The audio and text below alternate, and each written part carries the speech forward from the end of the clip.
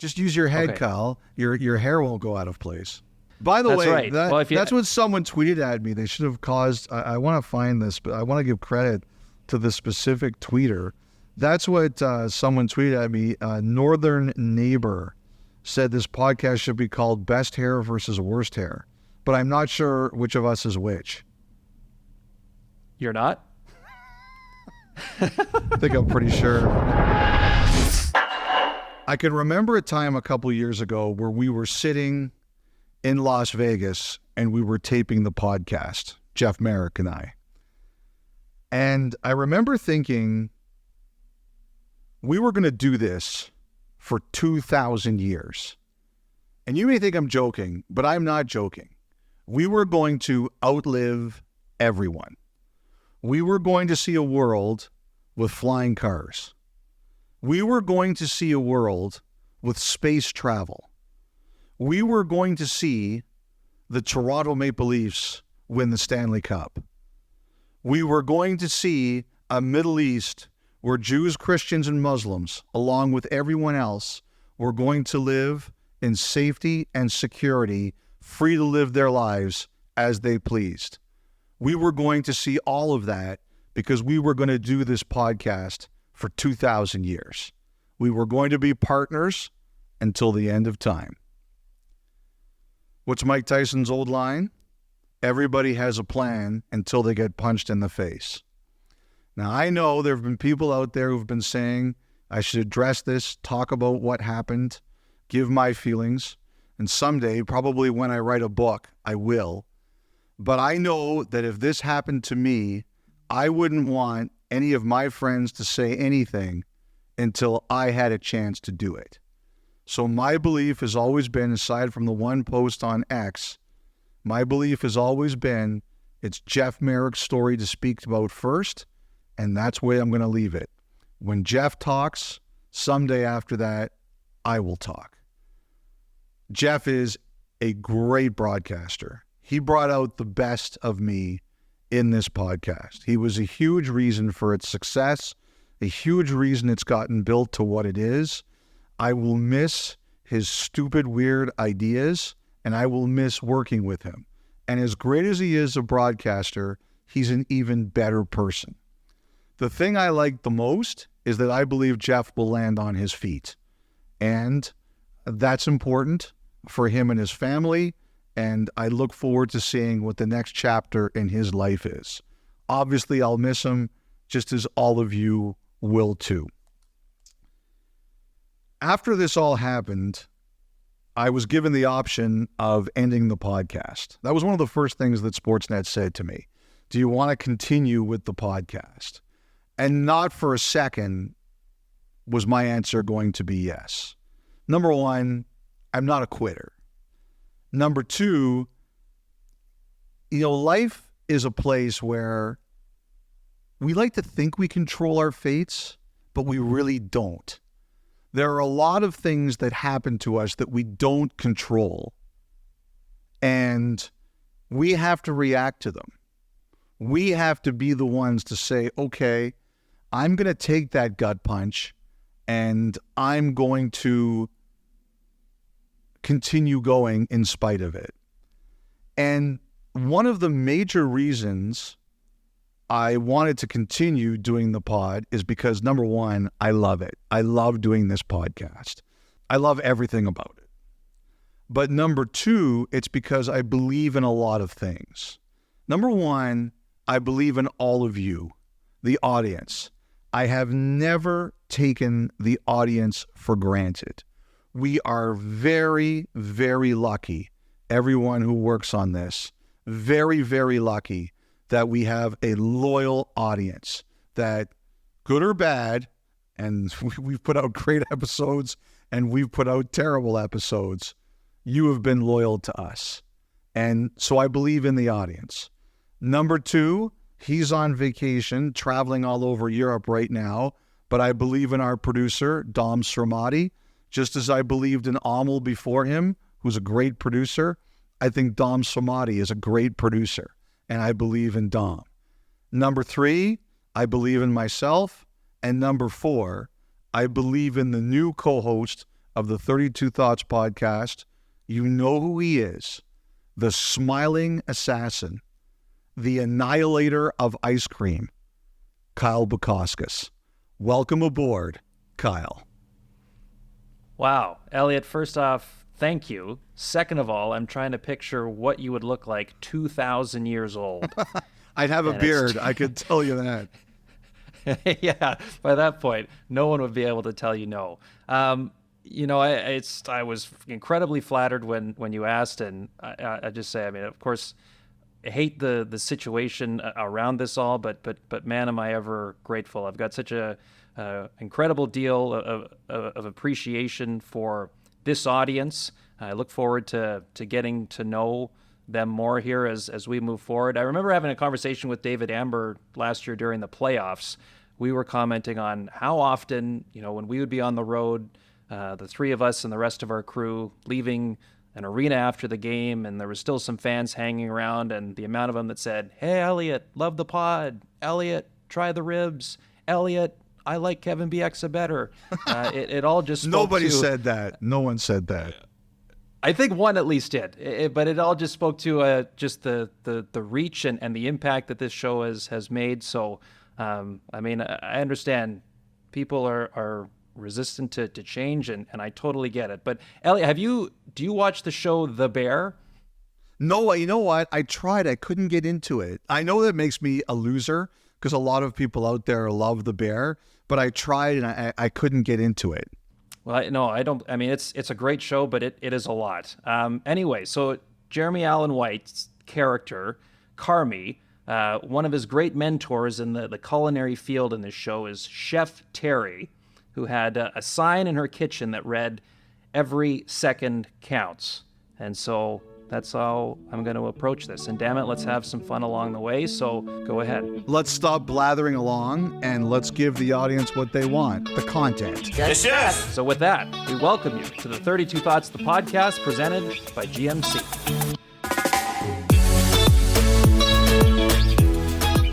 All right, Elliotte. So the last couple of weeks, activity's been picking up around the league. We're less than 2 weeks away from the start of training camp. You were just in Disneyland.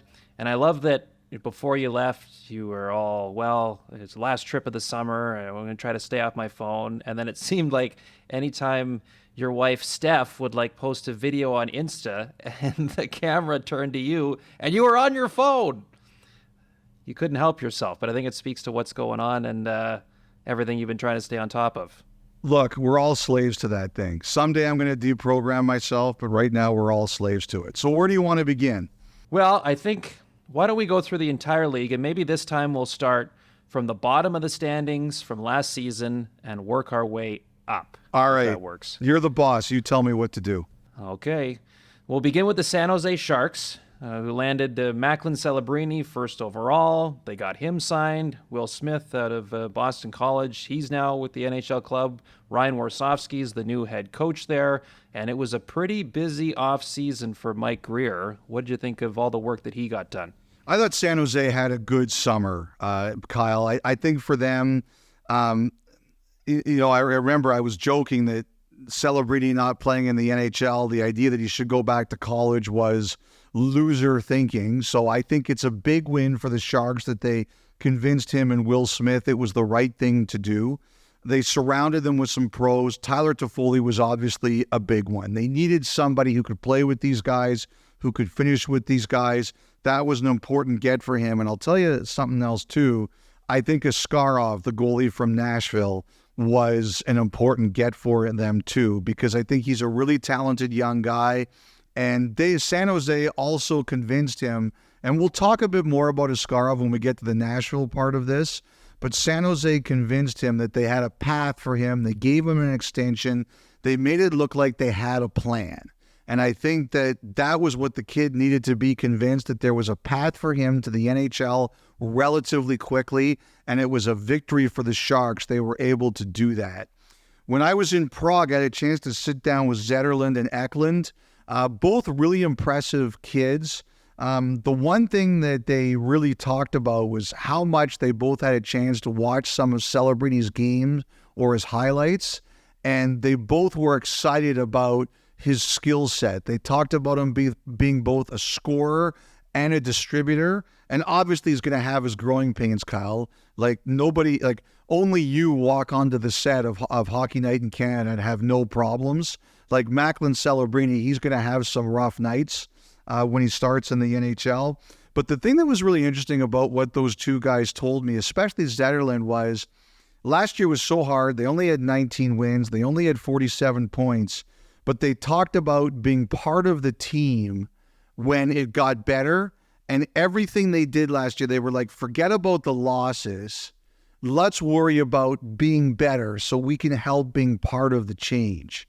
And it's obvious that even though the Sharks are going to be far from the playoffs this year, I think a lot of the players and a lot of the organization look at this as, okay, now we're building our way back up. We've got a long way to the top of the mountain, but we're building ourselves back up.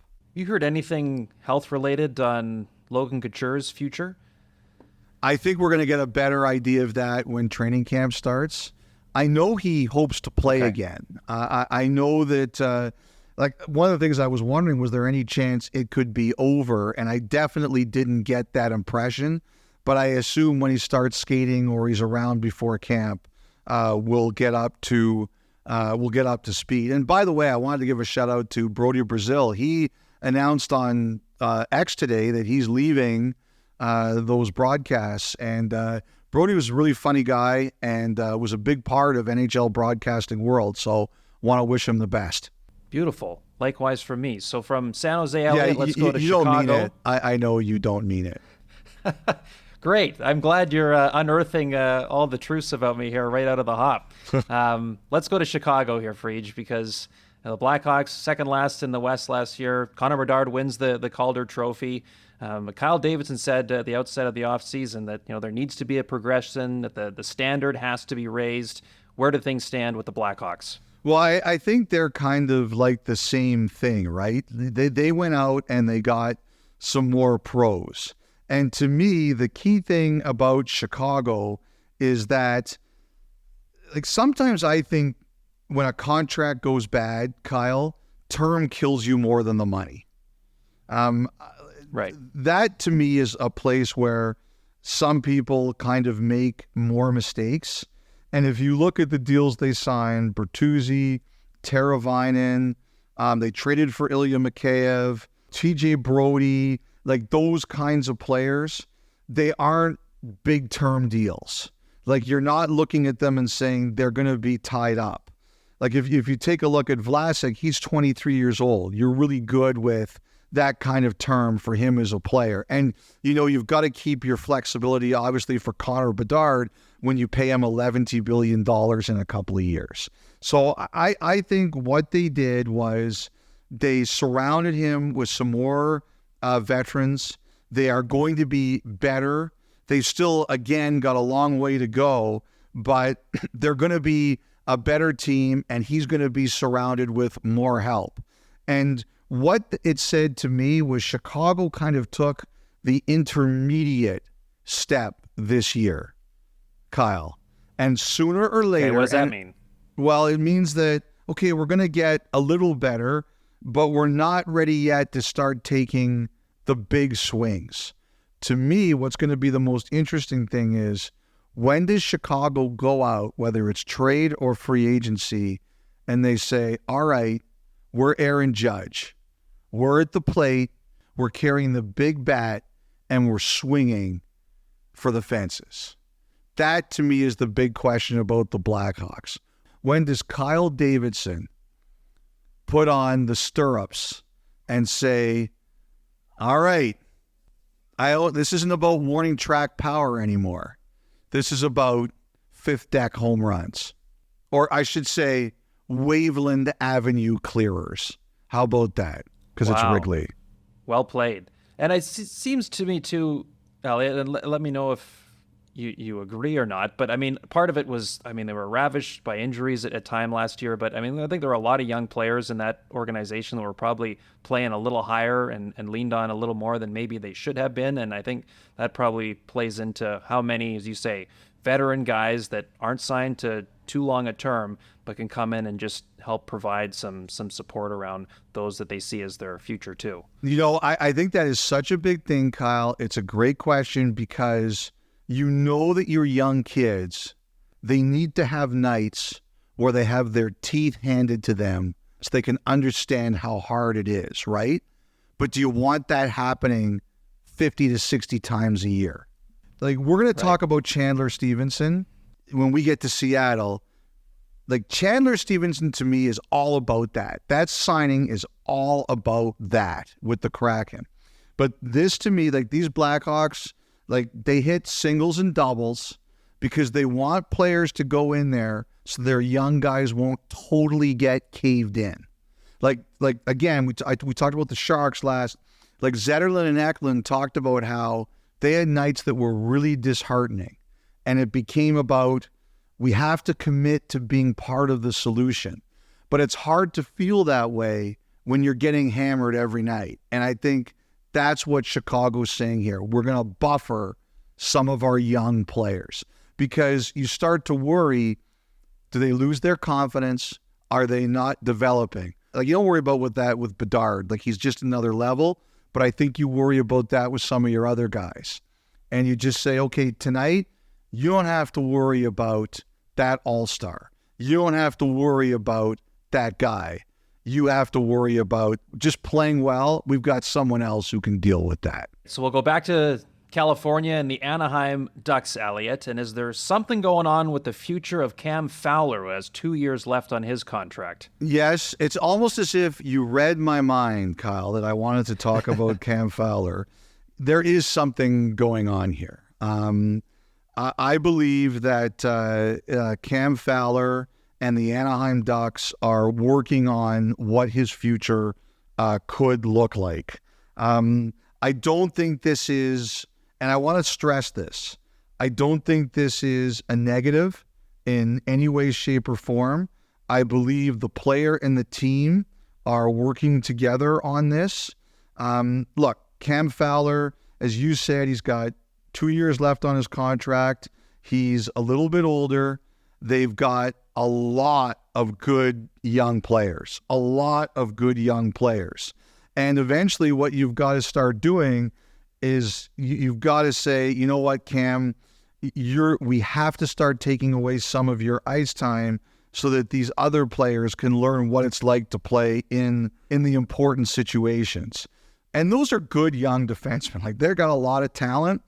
And he knows that when they're good and really ready to contend, it's going to be their team and not his team.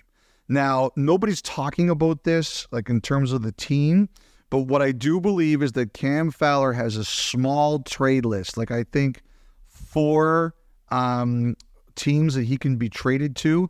But what I've heard is that Fowler has indicated a willingness to talk to more teams than that and consider more teams than that. So I think this is going to be a story that's going to be worth watching over the next little while. Like, Fowler has a lot of respect around the league. I think there will be interest. The contract is an 8x8 contract, so it's not easy to fit as much. Everybody here is going to have to make it work. But I believe the Ducks are willing to talk about it. I believe the player is willing to talk about it. And I don't think anybody will be surprised if sometime this season Cam Fowler is elsewhere. And from what I've been told, it is a positive working environment with him and the Ducks about getting this done and finding him a new place to play. So that is a story to keep an eye on as we go here. I think the other one for Anaheim is John Gibson. I don't know where it stands right now.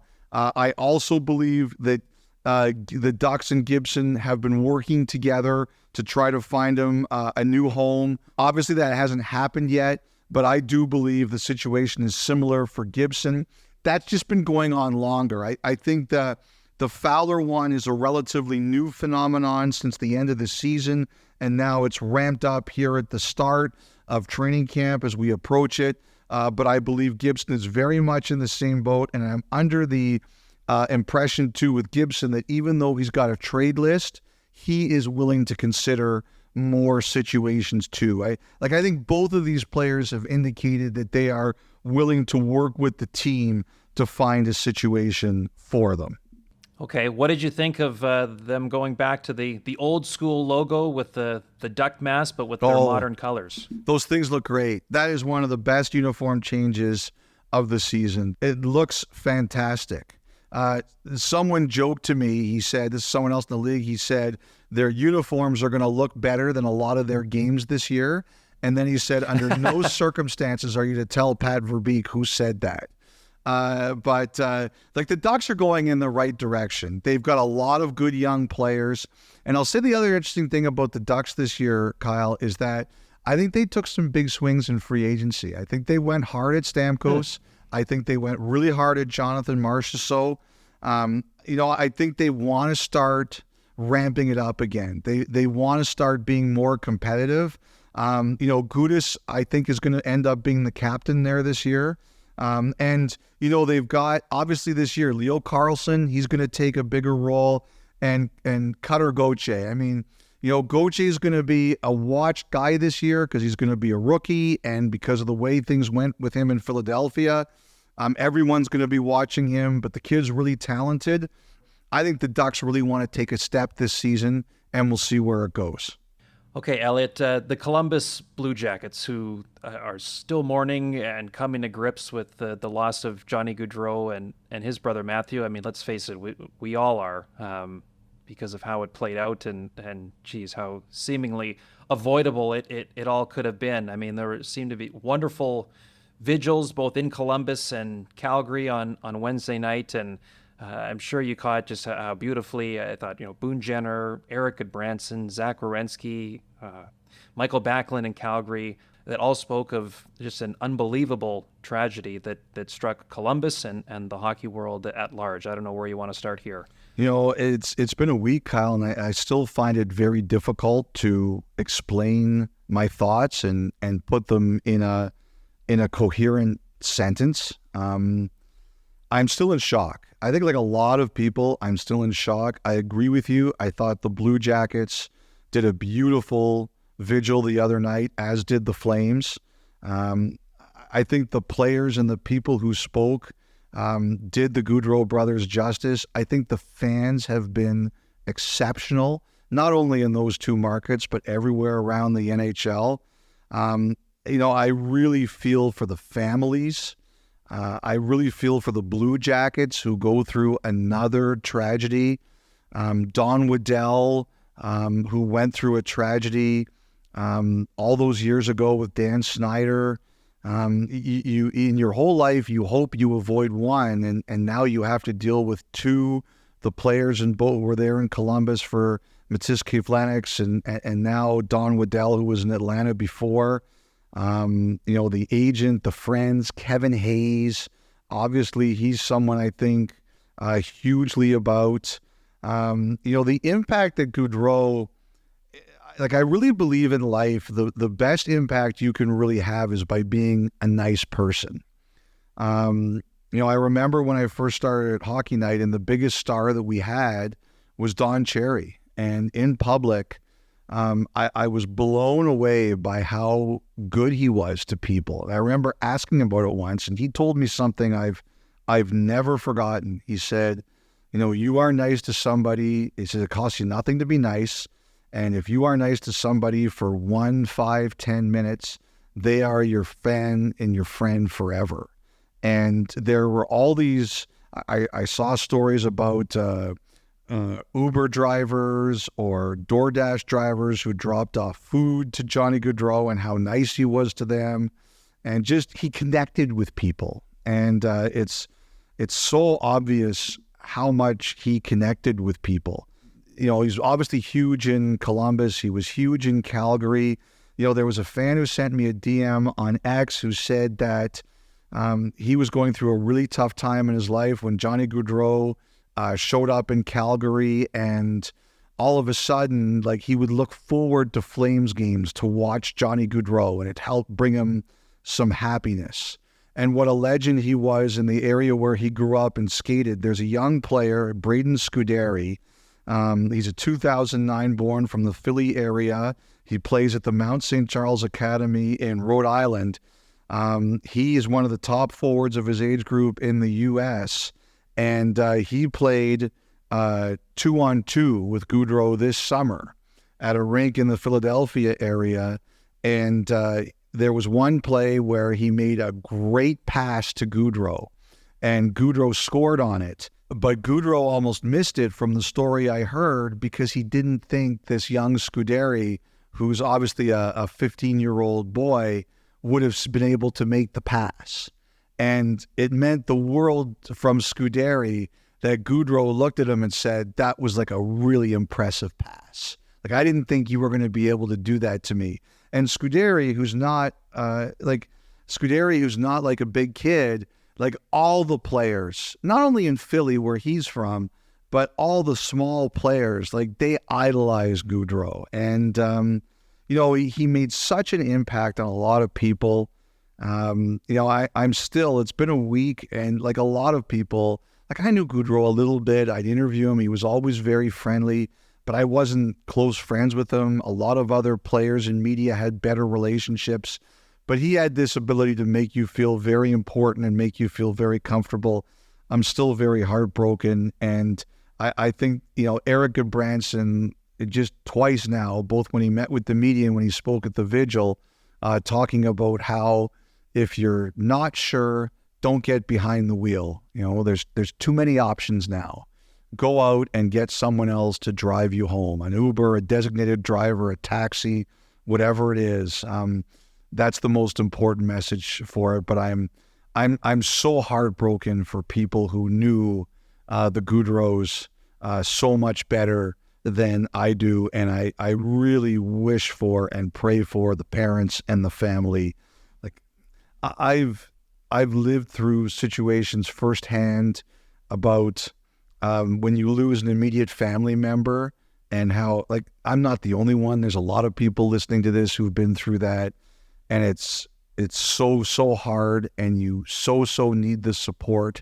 Like, the one thing that I always remember is that when we went through it, like in the moment, you see all the people at the funeral, you see all the people who are right there, and you need it. It's so important. But the key thing is, like, it's just human nature. The more time passes, the more some people move on. I always remembered the people who didn't forget, who made sure to keep in touch. And it's not that I thought that the people who didn't were bad people, because I don't think they're bad people, but I think that the ones who, invited us over for dinner or like months later, and that's the one thing I always try to be better at is, as time moves on, it's harder for obviously the family, just always send a note, always keep them in mind. I wish them the best. It's so hard, and I really don't know what else to say, Kyle. Like, what are your thoughts? Yeah, I think I feel similar. It's hard to, because as I said right off the hop, it was all so avoidable, and it's a reminder of how delicate this all is. But it is impressive. I mean, because it's so easy to get caught up.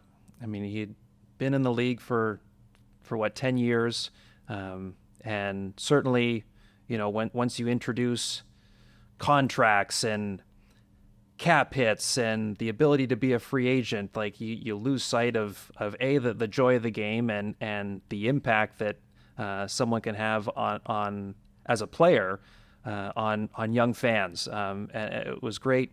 Of course, it is so hurtful and heartbreaking how it came out, how we were reminded of it all. But just the anecdotes, as you say, the amount of people that were impacted positively, whether it was a direct interaction with Johnny or his brother Matthew, or just having the chance to watch him, really is it hits home the impact you can have as a hockey player, as a person. So Elliotte, well said, man. To Guy and Jane and Meredith, Madeline, Katie, Kristen, Noah, little Johnny, Tripp, we send our love. They did announce, Elliotte, the memorial service is going to be next Monday, September the 9th at noon Eastern, 10 Mountain Time. Both the Flames and the Blue Jackets are going to provide live streams for those that wish to tune in and honor those two men. To John, I've been lucky to play all around North America, and I've been blessed with many amazing teammates. Though within all that movement, I struggled to find constant connection with many of them. When I moved to Calgary, we had our first beer together, Fort Lauderdale Hotel. I knew it was different. Over the next few years, that only grew. Your unique way of driving me crazy only brought me closer. There was always a method to the madness. Our rides to the rink, and knowing my stress level for punctuality, you would walk out 7 minutes late. You were one of a kind, and we loved you. And we still do. You were an amazing father. I'll forever remember you complaining about a sore back after spending the night in Noah's crib. And the pride you carried the day you brought Johnny into the room for the first time. The love you shared with Meredith was a sight to behold. You were truly a family man. And you will continue to inspire me to be just like you.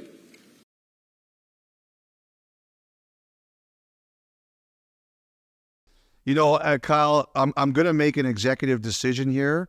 I don't really want to talk about the Blue Jackets as a team right now. I don't think it's fair to them until after the funeral. So we'll make some time, Blue Jackets fans, to talk about the team somewhere down the road.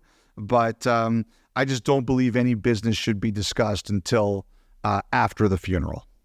Okay, so we'll try to transition then to the Montreal Canadiens. And, I mean, the one tie-in, of course, is what a neat tribute that Cole Caulfield is doing, changing his number to 13 because of the impact that Johnny Gaudreau had on him when he was a young player and the fact that he wore 13 earlier on in his life, and he will again this season in Montreal. So third straight year of missing the playoffs for the Habs as they're trying to continue their climb back up the standings and to be a postseason threat again. They made the deal to bring in Patrik Laine. He's been seen skating in Brossard at their practice facility. How are you feeling about where the state of the Montreal Canadiens are at under the... All right, Kent let me Hughes, ask Jeff you this. Gordon? Let me ask you this. Yes. Do you have the Canadiens as a playoff team this year? I'm going to make Montreal but I also hate don't you like first. Yeah. I don't like the predictions. I really don't. I understand reason why we do it. You know what? If you're going to step out here and be the co-host of this podcast, you have to shed your wimpy skin. No wimpiness. You've got to make predictions. Are the Canadians like the wimp days of host? Like when you're a ringside reporter, you can be a wimpy guy. Like you don't have to offend anybody. You don't have to say anything. Oh my gosh. When you co-host a podcast, you have to make predictions. No more wimpiness. That's unbelievable. Because every year, how many Saturdays, you're cut out for 30 seconds for a hit, and you're like, they went 35 seconds. Elliotte needs his time. Every year. So if that is there's not no true. Wimpiness on my part. I am so loyal to sideline reporters. If anyone talks too long, it's Bieksa. That's true. I know. I just had to drag you into this. I understand. So Montreal, I think they're going to be really close. The thing is, though, it was tough to get a gauge on it last year because, Kirby Dach basically missed the entire year. Like Alex Newhook missed a bunch of time. Like they went through the injury bug again in a big, big way. But if Patrik Laine is healthy and in a good state, as he seems to be, he thinks he doesn't have any interest in coming back to being a 30-goal guy. He wants to be better than that.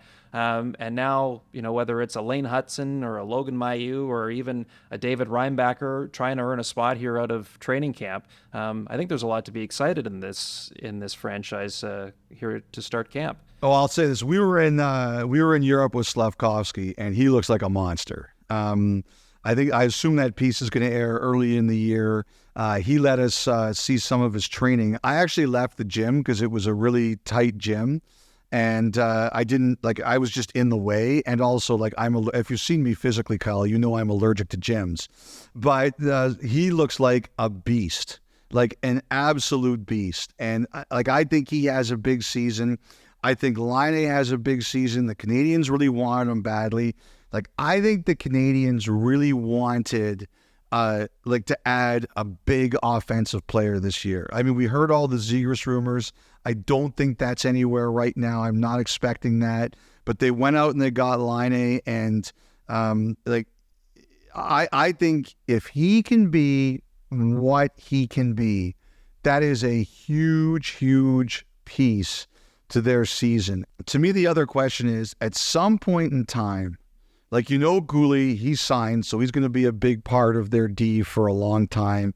Matheson's there, Savard's there, Reinbacher is coming, and they've got a lot of other D. Everyone there is excited about Hudson, Mailloux, they've got Struble, they've got Jackeye. To me this year, the question is, how do they sort out their D? At some point in time, some of these kids are going to have to say, this spot is mine, and you're not taking it away from me. They had to trade Jordan Harris because they just had too many of these guys. To me this year for Montreal, I want to see the Canadians playing meaningful games in April. I don't think they get in, but I will be disappointed at the end of the year if we don't have a clear idea of a more clear idea of what their defense is going to look like when they're good. That to me is the question. Who is stepping up this year and saying, you can put me in calligraphy. I am a Canadiens defenseman of the future. Calligraphy. I think a lot of our audience have no idea what that is. I'm about to turn 54. I'm a really old man. That's why you're here now. You're supposed to have the young hip references. I've got the old stuff. Brings the average age to 49. You can put them in the Notes app, okay? That they're on the depth chart. How's that? Better? Much better, yes. Now you've got me.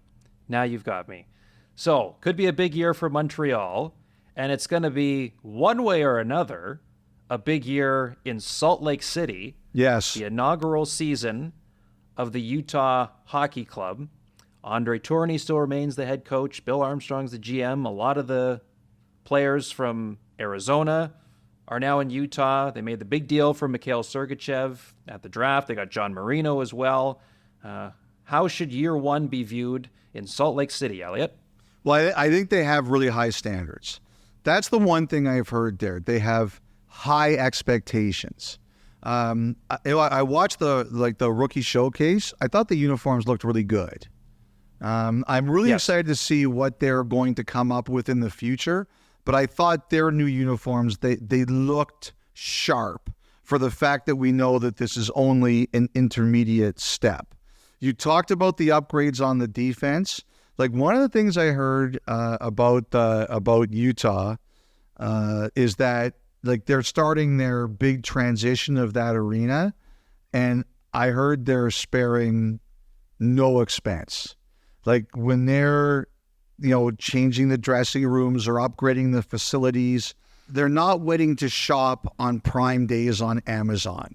Let's wait for a week until the price drops for Prime Day. They're like, this is the best. It's not an Elliotte Friedman Reno. That's right. Yeah. It's not what's the lowest possible price? We'll take that. Which is why all my Renos go poorly. No, it's what's the best thing we can do, and we're going to do it. And I've heard the players have really noticed that. Again, I think the West is brutal. Edmonton went to Game 7 of the final. They're going to be great. There's a lot of really good teams around there. And I always ask for a team that's like Arizona that wants to make the step. Who are you knocking out? Look at those teams and tell me who's getting knocked out. So that's the challenge, is who are they going to pass? But, I think they're hoping for a real big bounce back season from Vejmelka. Connor Ingram had a great year last year. They believe in him. I think they're going to make a long-term commitment at some point to Dylan Guenther. They went out and they made the trade, as you mentioned, for Sergachev. I thought that was a huge deal for them, and obviously a huge deal for Marino. But I still think they're waiting for their guys, the next wave of guys they've got there, to take the jump. But the number one thing I believe is, what do all these players look like now that the dark cloud of their future is behind them? They know they're here. They know they're going to be funded. They've got an owner who wants to do the things the right way.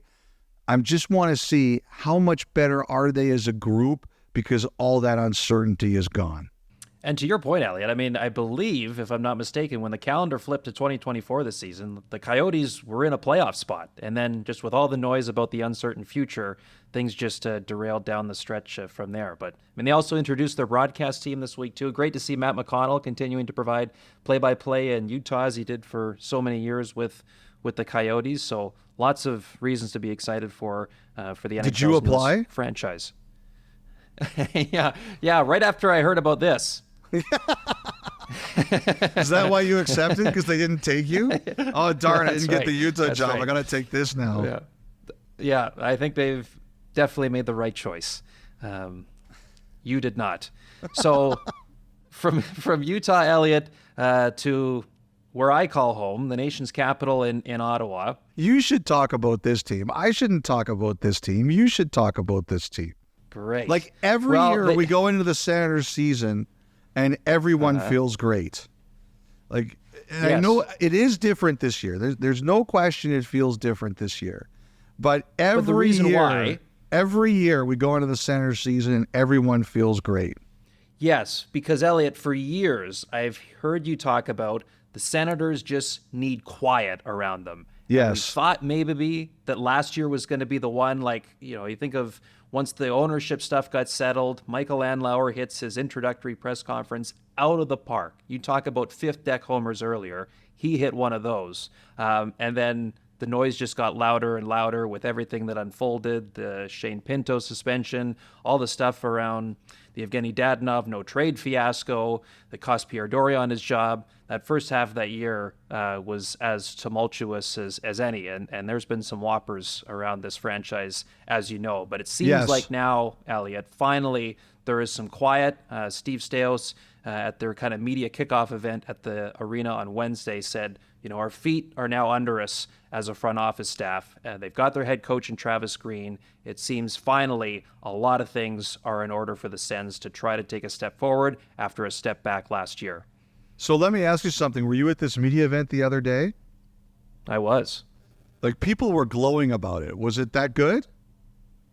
Well, they rolled out, here's the thing, as you know in the media world, you roll out some free food and refreshments and everything is great. I got to tell everybody this.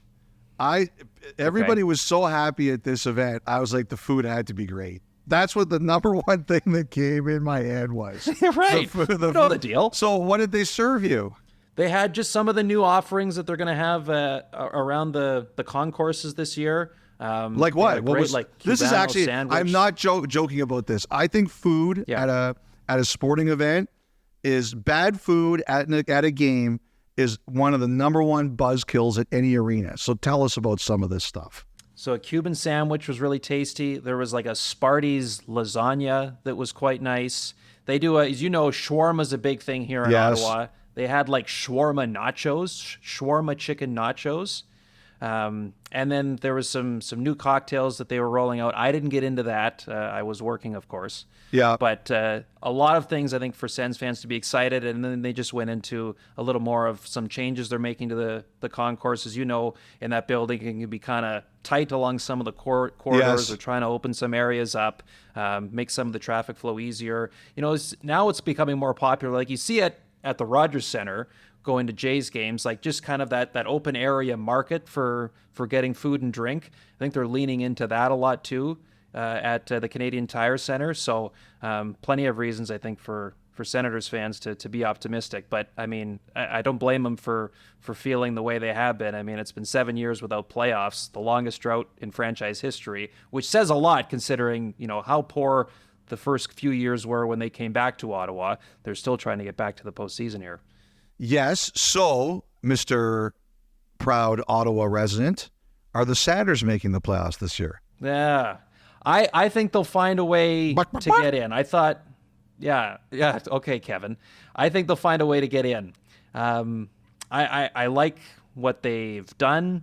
in terms of who they've added. I mean, obviously the Allmark acquisition is a big one, and Yes. if they convince him that this is the right place for him to be, and he signs an extension, what a great acquisition and move that they made, 30 minutes before Game 7 of the Stanley Cup Final? Yeah. I was like, what? Yeah, I just thought, other than, Brady Tkachuk had 37 goals last year as a career high, but other than that, there wasn't many players that had great years. It was a lot of off seasons for some important players on that team. They surround them with a little more veteran quality people. Michael Amadio's one, David Perron's one, late out of Nick Cousins. I really like both those guys. I like Amadio a lot, and I'm a huge Perron fan. Like, Michael Amadio is one of those guys who nobody really thinks of a lot, but he'll give you moments in the year where you're like, thank God we have that guy on our team. Just in a moment where your best player isn't on the ice, but he comes out and he plays well. He was here for a hot minute during that COVID-shortened Canadian division season in Ottawa. I think he played only 5 games. Anyway, eventually Vegas cleared him on waivers, and you're right, especially during their cup run, 5 goals, I believe, over those playoffs. Those things matter. Can I ask you, though, Elliotte? Yeah. This one caught me off guard. News on Thursday. Nikolai Kulemin, 38 years old, spent the last 6 seasons in the KHL. The Sens signed him to a PTO. I have to say that blew me away, too. I'm going to credit Jeff Villette. Very few people love hockey more than Jeff Villette does. And I give him credit. He's the one who pointed out on social that Kulemin has a son who's playing under 16 AAA in Toronto. So first of all, I like Kulemin when he played in Toronto. I didn't know him that well, but he's really funny. He gave me one of the best quotes I've ever received from a Toronto player, where he basically said, "You guys think you know everything about this team, but you know absolutely nothing." And he just did it in the most deadpan way. So I always like that. I don't know if he's still effective enough to be an NHL player or not, but he was a really smart player, high IQ, didn't make a lot of mistakes, was always responsible. It's a nice story. And, I was looking at it saying, where on earth did this come from, until I saw Jeff tweeted that. So, hey, good luck. It's, our first exhibition game on Sportsnet this year is Ottawa-Toronto on the 22nd. So I assume he's going to play that game. I'm looking forward to seeing it. The thing this year is Allmark is obviously the big one. Allmark, he doesn't have to be Dominik Hasek, but if he can give them 2 more saves a night, and I think Linus Allmark can, Ottawa's going to make the playoffs. Just give them 2 more saves a night, and he's going to make the playoffs. 2 other things I want to say about the Senators. There's a lot of talk about the building. I guess the cutoff date is the 20th. I always remind people that these things can be extended if anybody wants. The date could be the 20th, but it might not be. I've said this before. My father used to be in the development business. There is nothing more frustrating than dealing with governments. You may think you have all the power, but they do. It goes at their pace. And the only way governments bend is if they feel pressure to bend. And so when I look at this story, and I don't live in Ottawa, so I don't know it as well as the people who live there do. Do the people that are making the decision on behalf of the government, do they feel pressure? These are not elected officials. Sometimes elected officials feel a lot more pressure. But I remember from the days of my dad doing this stuff, if governments don't feel pressure, you're at a huge disadvantage. So that, to me, is the true answer for this. And finally, I wanted to recognize they made some changes in their media relations department. Ian Mendes and Sylvain Saint-Laurent are in there, and they're very popular people, and I have no doubt they'll do a great job. Brian Morris and Chris Moore are out, and I wanted to talk about those 2 people for a second. That was a really hard job. When they were there under Eugene Melnyk, there were a lot of really hard days. And I think one of the toughest jobs in all of sports is media relations, because you're trying to do the best job for the media, but ultimately it's the team that makes the decision. And a lot of the crap flows downhill. And there's a lot of times that you want to do something, but your boss says, nope, we're doing it this way. And in Ottawa, under Eugene Melnyk, there were a lot of decisions that were made that they had to deal with. And I think the toughest thing about it when I heard the news is, I actually didn't hear it when it happened. I didn't realize it until recently, is that you think that, okay, there's new ownership now and it's going to get better and you're going to be part of something big. And what happens is you get tied to something that was very hard. And a team says, we need something new.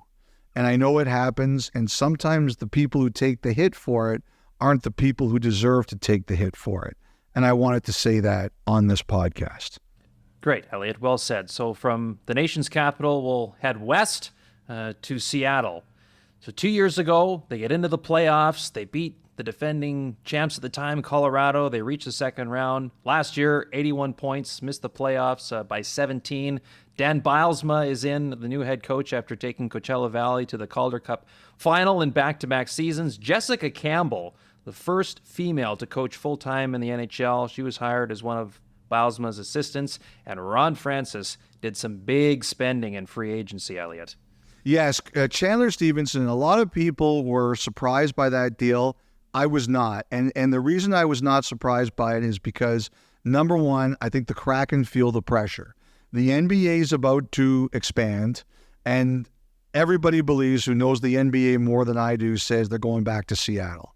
And the Supersonics should never have been taken from Seattle in the first place, but it's going to be a big reunion when they were there. And I think the Kraken look at it as, hey, they're going to be our sporting brothers, and it's a good thing for Seattle, and it is, but it's another competitor in a market that's got a lot of competitive sports teams, male and female. So I think the Kraken look at it like, we have to show our best.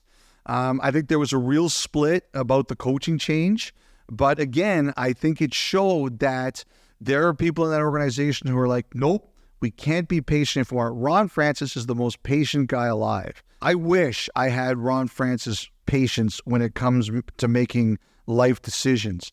But I think this year he got pushed by his organization to say, no, the status quo cannot stay the same. Chandler Stevenson is a hell of a player. You may look at the contract and say it's too much. It's not about the contract. It's about what the player brings. Number one, he was a top center on a Stanley Cup champion and a very impactful player. He played with good players.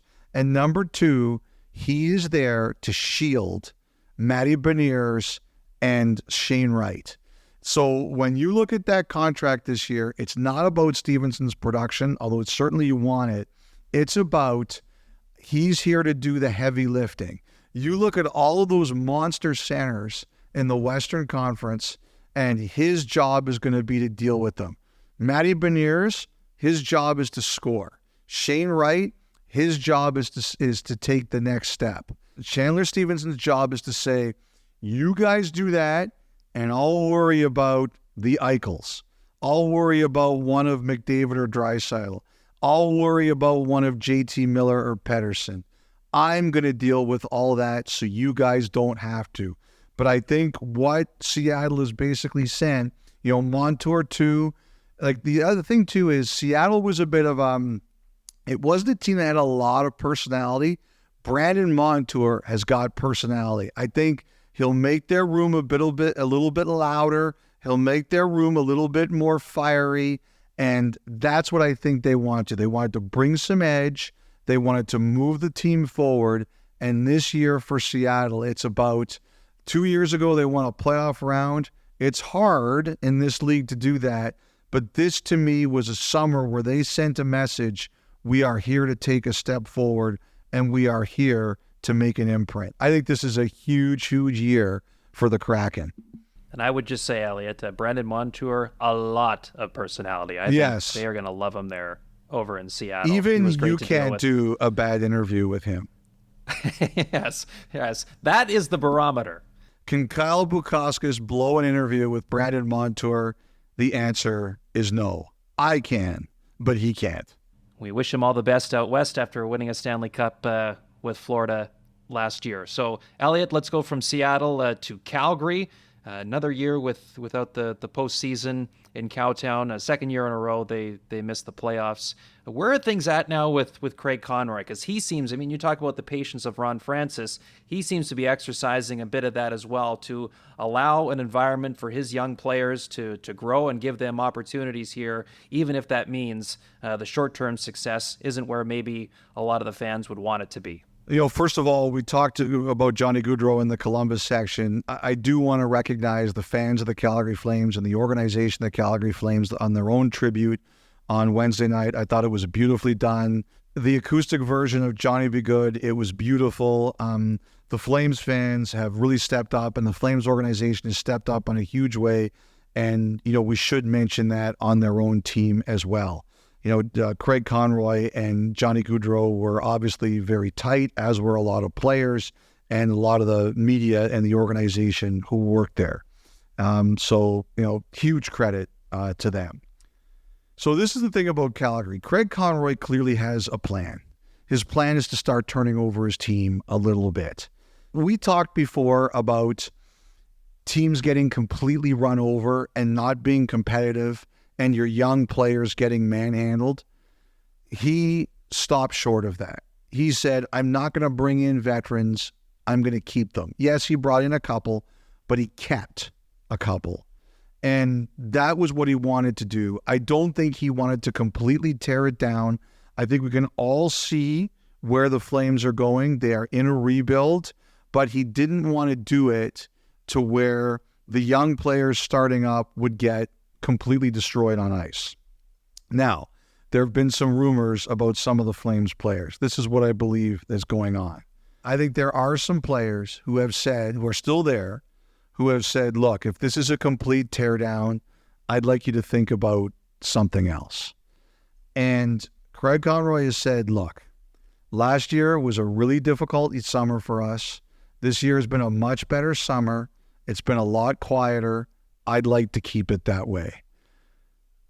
His plan is to start the year, see how it goes, and then decide what he's going to do with some of these players. He's asked these players to keep an open mind, see how this year goes, and then he'll start looking at what he might need to do or what they want to do.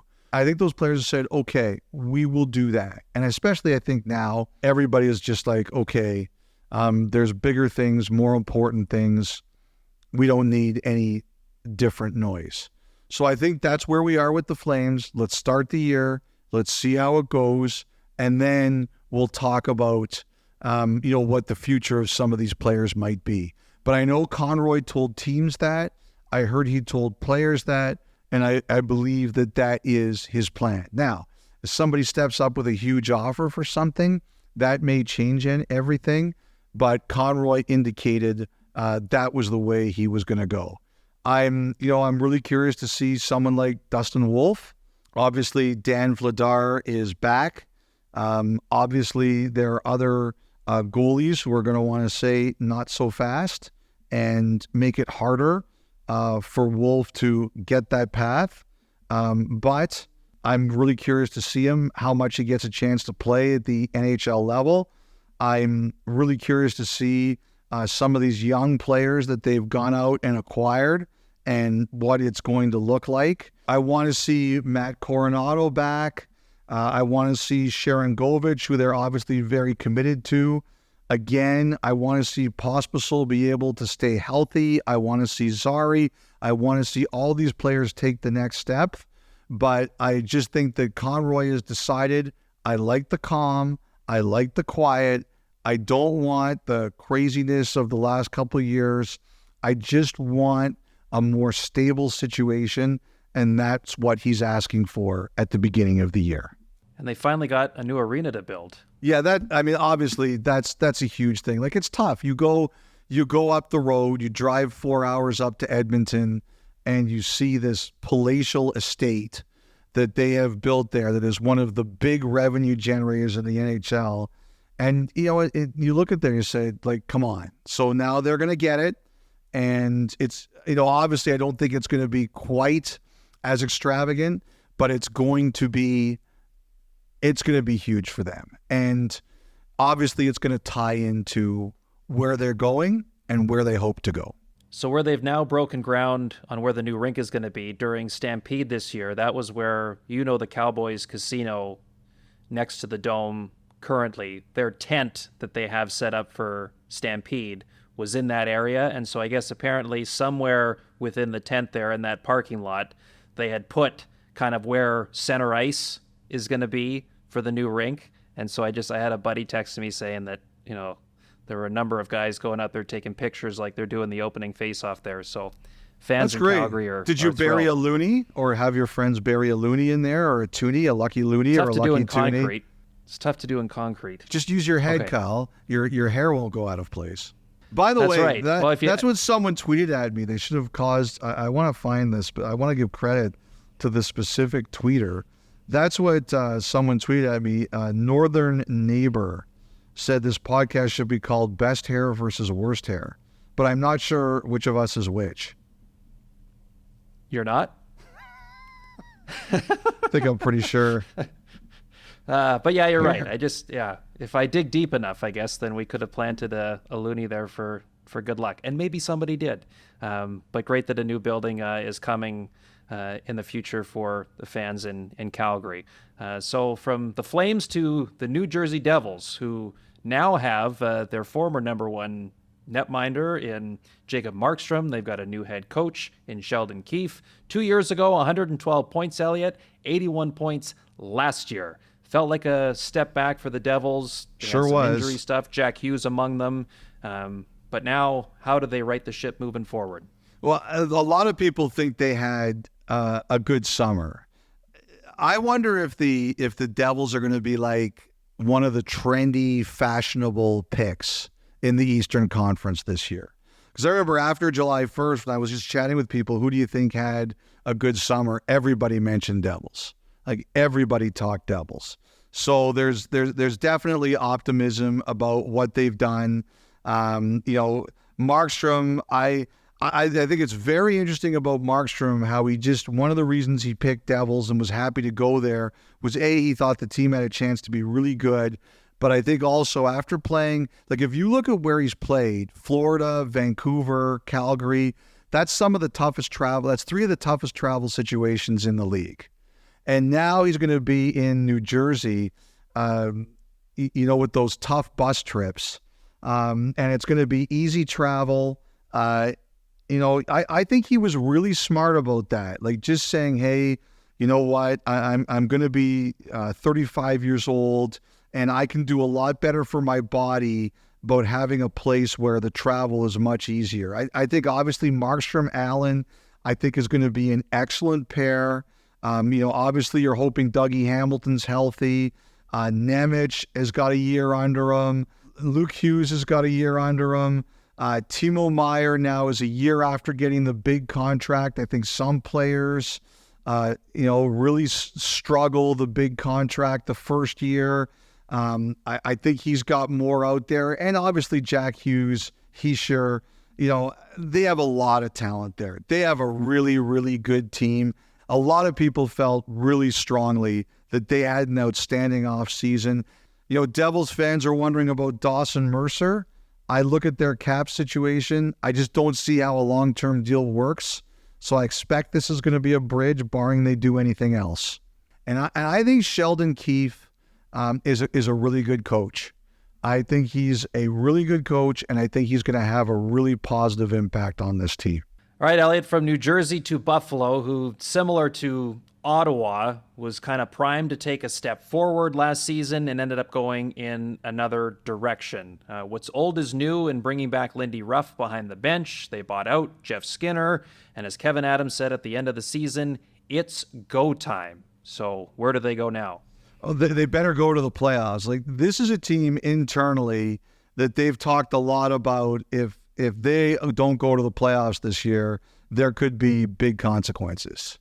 So I think everybody here understands the pressure, recognizes the pressure, and knows that there are no excuses this season. Now, already a good omen. Jessica Pegula is in the U.S. Open final. So you can't waste that. You have to say, okay, if Jessica Pegula can have this kind of start to the year, the Sabres have to take advantage of that. I think Luukkonen, last year, he started in kind of limbo. Now he's their guy. I think he has answered the question that he is their guy. Who's going to be with him? Is it going to be Reimer? Is it going to be Levi? Is it going to be Sandstrom? That's something they need to sort out. But I think this year with Luukkonen as the clear number one, that's going to help them. And, I think the rest of it, you're just looking at a lot of other players and you're saying, guys, it's not enough to talk about it. Talk is cheap. There's enough talent there that they should be able to do. And I look at it as it's pretty simple. If you don't do it this year, there's going to be consequences, and everybody there knows it. There's too much talent on this team. And I think the guy this year who breaks out with a massive year is Quinn. He got hurt in the offseason last year. He's battled a lot of injuries. He had 9 goals in 27 games. One of the things I've heard is, and I talked with a couple of their guys, Luukkonen and Peterka, who I saw in Prague. There are a lot of Sabres apparently predicting a big year for him and really rooting for him. And Elliotte, Jessica Pegula, not only is she this deep into a major, this is the first time ever she's been past the quarterfinals of a slam and beat the number 1 player in the world, Iga Swiatek, to get there. So more good omens for the Buffalo Sabres. So there's no excuse for the Sabres not to bust through and make the playoffs. You have to ride the Pegula wave. No excuses. The Philadelphia Flyers, it seemed like there were no excuses to not make the playoffs last year with how they were going, but lost 9 of the final 11 games down the stretch. John Tortorella at the end of the year saying what was frustrating for him was that he couldn't get the team to close the deal. How have they gone about recuperating themselves, and how about the arrival of Matvei Michkov, Elliotte? So I have a trainer at the gym I work out in. I know this story is already unbelievable, but Hold on. Yes. Yeah. He's not my trainer. He is a trainer. His name is Jared, and he bought a Michkov jersey. So he said to me, last year, is Michkov coming over next season? And I'm like, I think it'll be 2 more years. And then when he came over for this season, he rubbed it in my face. You were wrong. And he went out and he bought a Michkov jersey or a T-shirt, and he wears it around the gym. He is so proud. I am really excited to see this guy. Urson, we're gonna use that conversation a bit later on. He was really disappointed with the way last season ended. And I thought he had, I had a vote last year in the awards. I voted Kochetkov for rookie goalie, and it was a defensible pick. But the more I thought about it, the more I felt that I should have voted for Urson, even though they didn't close the deal. He was really disappointed. But I think there's a lot of guys who that experience will be good for them. They had a big win. They kept Sanheim. I thought that one was always going to get done. It was a bit rockier, but again, they kept him. I think the other thing, too, with the Flyers is now they've got to sort out some bodies. They've got a lot of good, talented young players. Again, like we talked about the Montreal defense, I think now some guys have to decide who was going to be there when they really start to turn it. The other thing, too, is I remember the beginning of last year, I dissed their chances of winning. Now they're going to be on people's radar. It's going to be like, oh, they were close. So I really think a lot of guys now, they're going to have sort of like, oh, it's not an easy night when we play Philly. People are going to be ready for them. How are some of these guys going to handle that? So I want to see, Cam York, he took a nice step last year. Does he take another step this year? I'm curious to see what they're going to do in goal. Is it going to be Ersan Fedotov? That's not the most experienced team, although I've become a big Ersan fan. Again, Michkov, he has a chance to be a dynamite add to this team. In chemistry, the catalyst that really sparks your equation. I think everybody there is really excited to see him. I don't want to put too much pressure on him because there's going to be bad nights. But, You can't find talents like this that easily. It's really hard to get them. So I'm really curious to see what he's going to do. One of the biggest stories that might surround the Flyers is what happens with Ryan Johansson. We're expecting them to terminate or potentially reach some kind of deal. I had a couple of people tell me this is a really huge story behind the scenes, because even though nobody's talking, I know this. I've seen enough of these. The Flyers don't do this without the league's blessing. But on the other side, if you're the PA and the other agents and players, you're like, this is a guaranteed contract. We have to fight to preserve it. And I don't know who's right and I don't know who's wrong, but I always know that everybody fights hard to preserve guaranteed contracts. And so I don't know where this is going to go. I don't know if it's going to end up to be a settlement or how this is going to go, but I know that both sides are going to fight in this case. I know the agent is going to fight for their client. I know the league is going to fight that if not everything here was done the right way, and I don't know what the answer is. And as I wrote in the summer, I never question injuries. The guy played 905 games. That takes a toll on a body. I don't know where this is going to go, but I know that it's going to be a big fight because there's 1 year of guaranteed money at stake. And when that comes up, everybody battles for it, especially to preserve it. Because if a team wins something like this, then the Players Association, the players and the agents, they say, okay, that's a big win for the league and a team. We have to fight against that. So it's going to be a big story. No question. We'll follow along to see where that ultimately reaches a conclusion. So let's go to Minnesota, Elliotte, that is home to the inaugural Walter Cup champion of the PWHL and home to the Wild that last season missed the playoffs for only the second time in the last 12 years. John Hines' first full season at the helm here upcoming, and a final tour around the league for Marc-Andre Fleury, Elliotte. Yes. That's going to be pretty emotional. I'm very curious to see how that goes in a lot of these different buildings. He's been a pretty popular teammate everywhere he's played. I know that it's funny. Like the one player was saying to me, he said, that guy loves the game so much. He's almost like, wouldn't surprise me if in the middle of the season he's like, I want to keep playing. But not that I think right. That's going to happen. That kind of felt like last year. Yeah, it's very Fleury, and I say that in a good way because the guy really likes hockey. I think Minnesota was very interested in Patrick Laine. It didn't happen, but I do think the Wild were very interested in him. They got a big piece of business done in Brock Faber. I don't know if they ever expected him to be as good as he turned out to be for him, but what a find he was for them. And a team that really needed some positive momentum on the ice.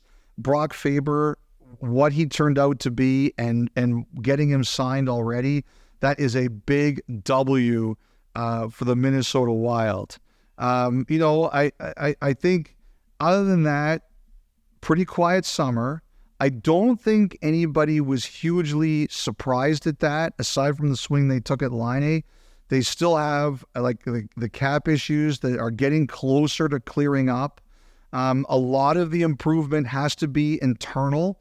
Like some of the players that they really bet on with some term deals like Foligno and Hartman, Zuccarello, they didn't have the greatest seasons. Now those players have to live up to how much belief the organization had in them.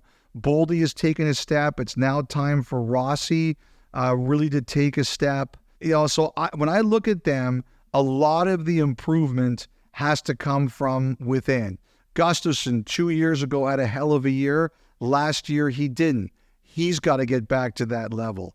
So when I look at a lot of Minnesota's situation, yes, they took a big swing on Laine. Unfortunately, it didn't work out. I still think a lot of what they look at was until we get our cap situation sorted out, a lot of our players have to get back to the level they did. We'll talk about this a bit more with Colorado and Rantanen, but Kaprizov has got 2 years left on his deal. A lot of the Wild fans are going to start switching their attention to him. I think the Draisaitl contract has moved the needle again. And if you're a team that's got a player at that level, and Minnesota does, you're looking at the Draisaitl deal and say, like one agent said to me the other day, this changes everything. And I think that there will be a lot of teams that agree with that, and they look at it and they say, okay, we've got a new bar that we have to deal with here. Marc-Andre Fleury, second all-time in wins. Not going to catch Martin Brodeur there. And he's 19 games back, Elliotte, of Roberto Luongo for second all-time in games played among goaltenders.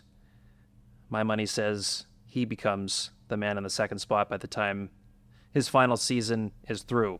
Boy, that's a real big bet. Yeah. Well, you told me I couldn't be a wimp, so now I'm... It's really going out on a limb there. Excellent non-wimpy prediction. Right. Yeah, like you calling Nathan McKinnon for the Hart Trophy. Why don't we go then from Fleury to where he started his career, and that's in Pittsburgh. The Penguins missed the playoffs for a second straight year. Sidney Crosby, Elliotte, one of the all-time greats. I can't believe you're leading with last year. Do you think it's right to lead with Sidney Crosby? Do you think that's the smart thing to do? Yes, just like thinking Fleury's going to end up second all-time in games played by the end of this year. He has 1 year left on his deal, Elliotte. Why does he not have an extension? Kyle, here's the thing about Crosby. This is such a hot topic. I don't want to get it wrong. Number one, I think Crosby believes, and I don't like speaking for him, and he's going to be at the NHLPA media tour in Vegas next week. And if I'm wrong about this, I know I'm going to hear it. But I believe that he thinks it's not the biggest deal. He hasn't made a decision yet. That he's a guy who puts a lot of effort into his decisions, and he looks at it as, I have time to make a call. Secondly, I think the Penguins are like, this is Sidney Crosby. He has the right to make the decision as he sees fit, and they are not pressuring him. I think they've made him a bunch of different offers. Like, I don't know if it's 2 or 3 or 4 or 5 years, but I think they've got multiple term offers. Like, I think if it's 3 years, it's this. If it's 4 years of this. If it's 5 years, it's this. If it's 2 years, it's this. Like, I don't even think negotiation is the problem. I just think that they're saying, here's what we've got on the table. You let us know what you want to do. They're just like, he's Sidney Crosby. He's been incredible for this franchise. We're not going to pressure you. The only thing I think about these offers is that they've gotten 8-7 in there somewhere. Not $87 million. I don't think they're offering Crosby $87 million, but I think there's an 87 in there. Why hasn't he accepted? Again, if I'm wrong about this, I'm going to hear it. And one of the things I've kind of wondered actually is if he's going to look at next week and say, I'm going to this event. If I'm not signed by then, every media member in attendance is going to ask me about this. I'm going to have to talk about this 1,200 times. So I kind of wonder if he'll sign before then so he doesn't have to hear it. But here's my theory based on what one player said to me about him. Said, look, as you mentioned, Kyle, he had 40 goals last year. He is still a great player, a great elite player. And one of the things that they think that he is coming to grips with and trying to recognize is, what if the team is not that good? And, you know, the Penguins last year, there were 4 teams who missed the playoffs last year who had positive goal differentials. Pittsburgh was one, Buffalo was another, and the other was the team we'll talk about next, Detroit. And I believe that goal differential is a really good stat for determining how good you really are or aren't. So that says to me the Penguins aren't that far away. Like the Capitals made the playoffs at minus 37. But, you know, they're not there. And, you know, Kyle Dubas sent a signal in the offseason. He made some interesting bets, like guys like Cody Glass, which I think are the type of bets that he should be taking. But, you know, I think that he's sending a signal with the trade of Gensel that as much as anything else, they have to try to rebuild a little bit. Whether it's a rebuild on the fly or whatever you want to call it, they have to start building up the pipeline and the youth. So, like, to me, one thing I wonder is if Crosby is simply sitting here saying, I've got no problem with the offers. I've got no problem with the Penguins. I just, like, if we're not going to be making the playoffs, am I going to be able to handle that? And I think that's one of the things he's kind of weighing. My prediction is he stays because I think he's a Penguin and he wants to be a Penguin. But I've tried to ask around, like, why isn't it done? Why isn't it done? And I think one of the reasons is it's the summer and he doesn't need to rush. He's still got time. And I think the other one is just like, what if it's like that? Am I going to be able to deal with it? Because he's still at the top of his game and he's still competitive. So, Elliotte, then you're thinking, like, this is something that's firmly, the ball is in his court. Like, yes, we're not looking at I a do. similar situation to, like, Stamkos a year ago where No. at the start of camp he's saying No, I don't disappointed with believe where that. things are at. No. Okay. I don't believe, like, I honestly believe, and I honestly believe the Penguins are like I said, I think they've made him multiple offers. I haven't heard that he's quote unquote insulted by any of the offers. I don't think it's about that. I think it's about, like, first of all, like I said, I think he took the summer. He doesn't feel there's a rush. And secondly, like what one player said to me is, you know, hey, he still wants to win badly. And we know we're turning it over a bit here. You know, just, I think he's coming to grips with that a bit. So that's the one thing I believe. If I'm wrong about any of this, I'm sure I will hear it on Tuesday. All right. Well, Detroit, Elliotte, who, I mean, I don't know if you could get much closer to making the playoffs last year and not make it, but they were right there. Man, wasn't that fun to watch them push right to the very end? You think of the buzzer beater against Montreal and ultimately Shane Gostisbehere, the Gold Glove dive. Unbelievable. To keep that puck in. I love that. Yeah. Kenny Daniels had a great call. Yes. But it was all for naught. It was all for naught because Washington had more regulation wins than them. So they're a team that was right there knocking on the door. As you know as well as any, Steve Yzerman doesn't like to let a lot of information out, but knowing all of that, I will still ask, where are things at with Lucas Raymond and Moritz Seidner and I guess Jonathan Berggren as well? 3 unsigned RFAs. Well, I think the thing with Berggren, like to me, Berggren's going to be there. Like, it just looks to me like it's one of those things where Berggren is kind of a little bit of a victim about, okay, well, what's the number going to be for Seider? What's the number going to be for Raymond? And then, you know, Berggren gets fitted in. But, like, I don't think Berggren's going to miss camp or anything like that. I wouldn't be surprised if what has to happen is if these guys aren't done, the 2 other guys aren't done by then, Berggren and the Red Wings just come to a contract and they say, look, like, this is what we're estimating and you have to be here. So you're going to be here and this is the deal you're going to take. Like, I wouldn't be surprised if that ends up being kind of what they do. When it comes to the other 2 guys, I once asked someone, what's it like to negotiate with Steve Yzerman? And they laughed. And this is someone who's not involved here. I just want to say this.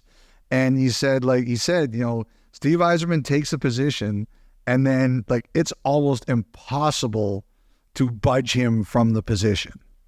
And like they said that, you know, one of the places where they think that Yzerman had to bend a bit was Dylan Larkin. He had more control because of the UFA status, and Yzerman had to bend on that one. These ones, they're good players. They're important players. They're the cornerstone of the Red Wings. But because they're RFAs, Yzerman doesn't necessarily have to bend unless something forces him to do so. Maybe they start losing if they're not signed at the beginning of the year, whatever, you name it. I was talking with another GM about Raymond, and they said once the Jarvis contract came out, he said that seems to be the comparable. They've both got 1 30-goal season. It would seem to me that is the kind of deal that would make sense. But he said if Yzerman doesn't agree with that, he's not going to agree with it. The Seider one, he thinks that's, you know, it's Claude Lemieux and Steve Yzerman. It's like 1996 all over again. The Red Wings versus the Avalanche, this time at the negotiating table. Those two guys don't back down from anyone. They didn't back down from anyone on the ice. They don't back down from anyone negotiating. And, he thinks that Seider is a bigger number than Raymond. I think most people think that way. And obviously right now they don't have an agreement. And because people, like Yzerman puts the fear of God in people don't like to give a lot of information when it talks about what these negotiations are. But it's pretty clear that right now Raymond and Seider are higher than Yzerman wants to go.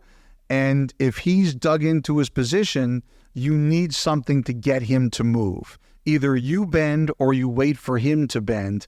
And to be honest, right now, it isn't a pressure point. I mean, the real pressure point is when you start missing games. Although, like someone was saying to me today, that with Raymond and Seider, because they're unsigned and they don't have contracts, you could run into visa issues if you do this during the season. So ultimately, that isn't the biggest deal, but it becomes a deal. So that's kind of where we are. Yzerman always talks patience. We don't have to make the playoffs next year. He kind of downplays.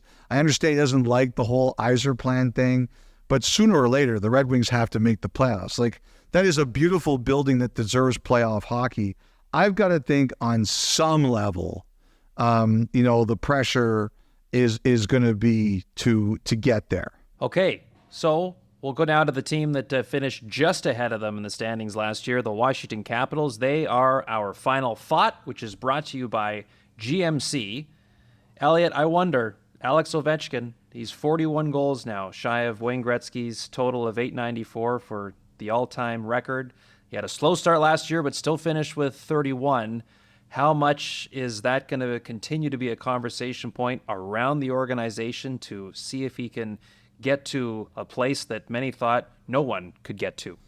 Obviously, it's going to be a huge one. And the thing to me about the offseason the Capitals had is there are a lot of teams in the league that would have said, hey, we made the playoffs. I know we were minus 37, especially early in the year. I watched them early in the year and I was like, oh man, this is going to be awful.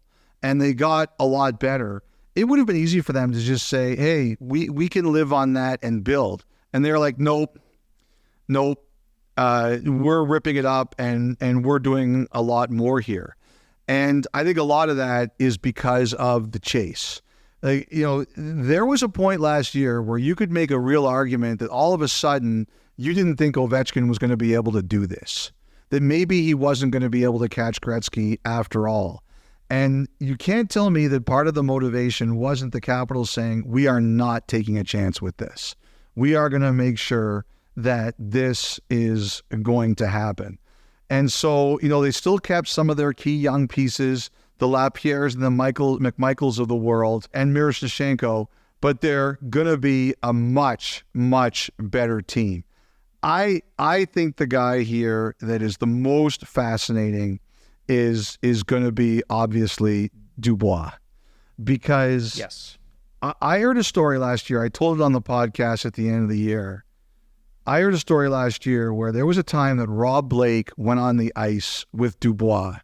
Like, Rob Blake put on the equipment and he went on the ice with Dubois and he talked to him about battling and playing hard. And I was like, wow, I don't know if I've ever heard that before. And so, yeah, like that's how, and the Kings said all the right things on the way out. Like, Blake, again, he could have ripped Dubois and he ate it, which really impressed me.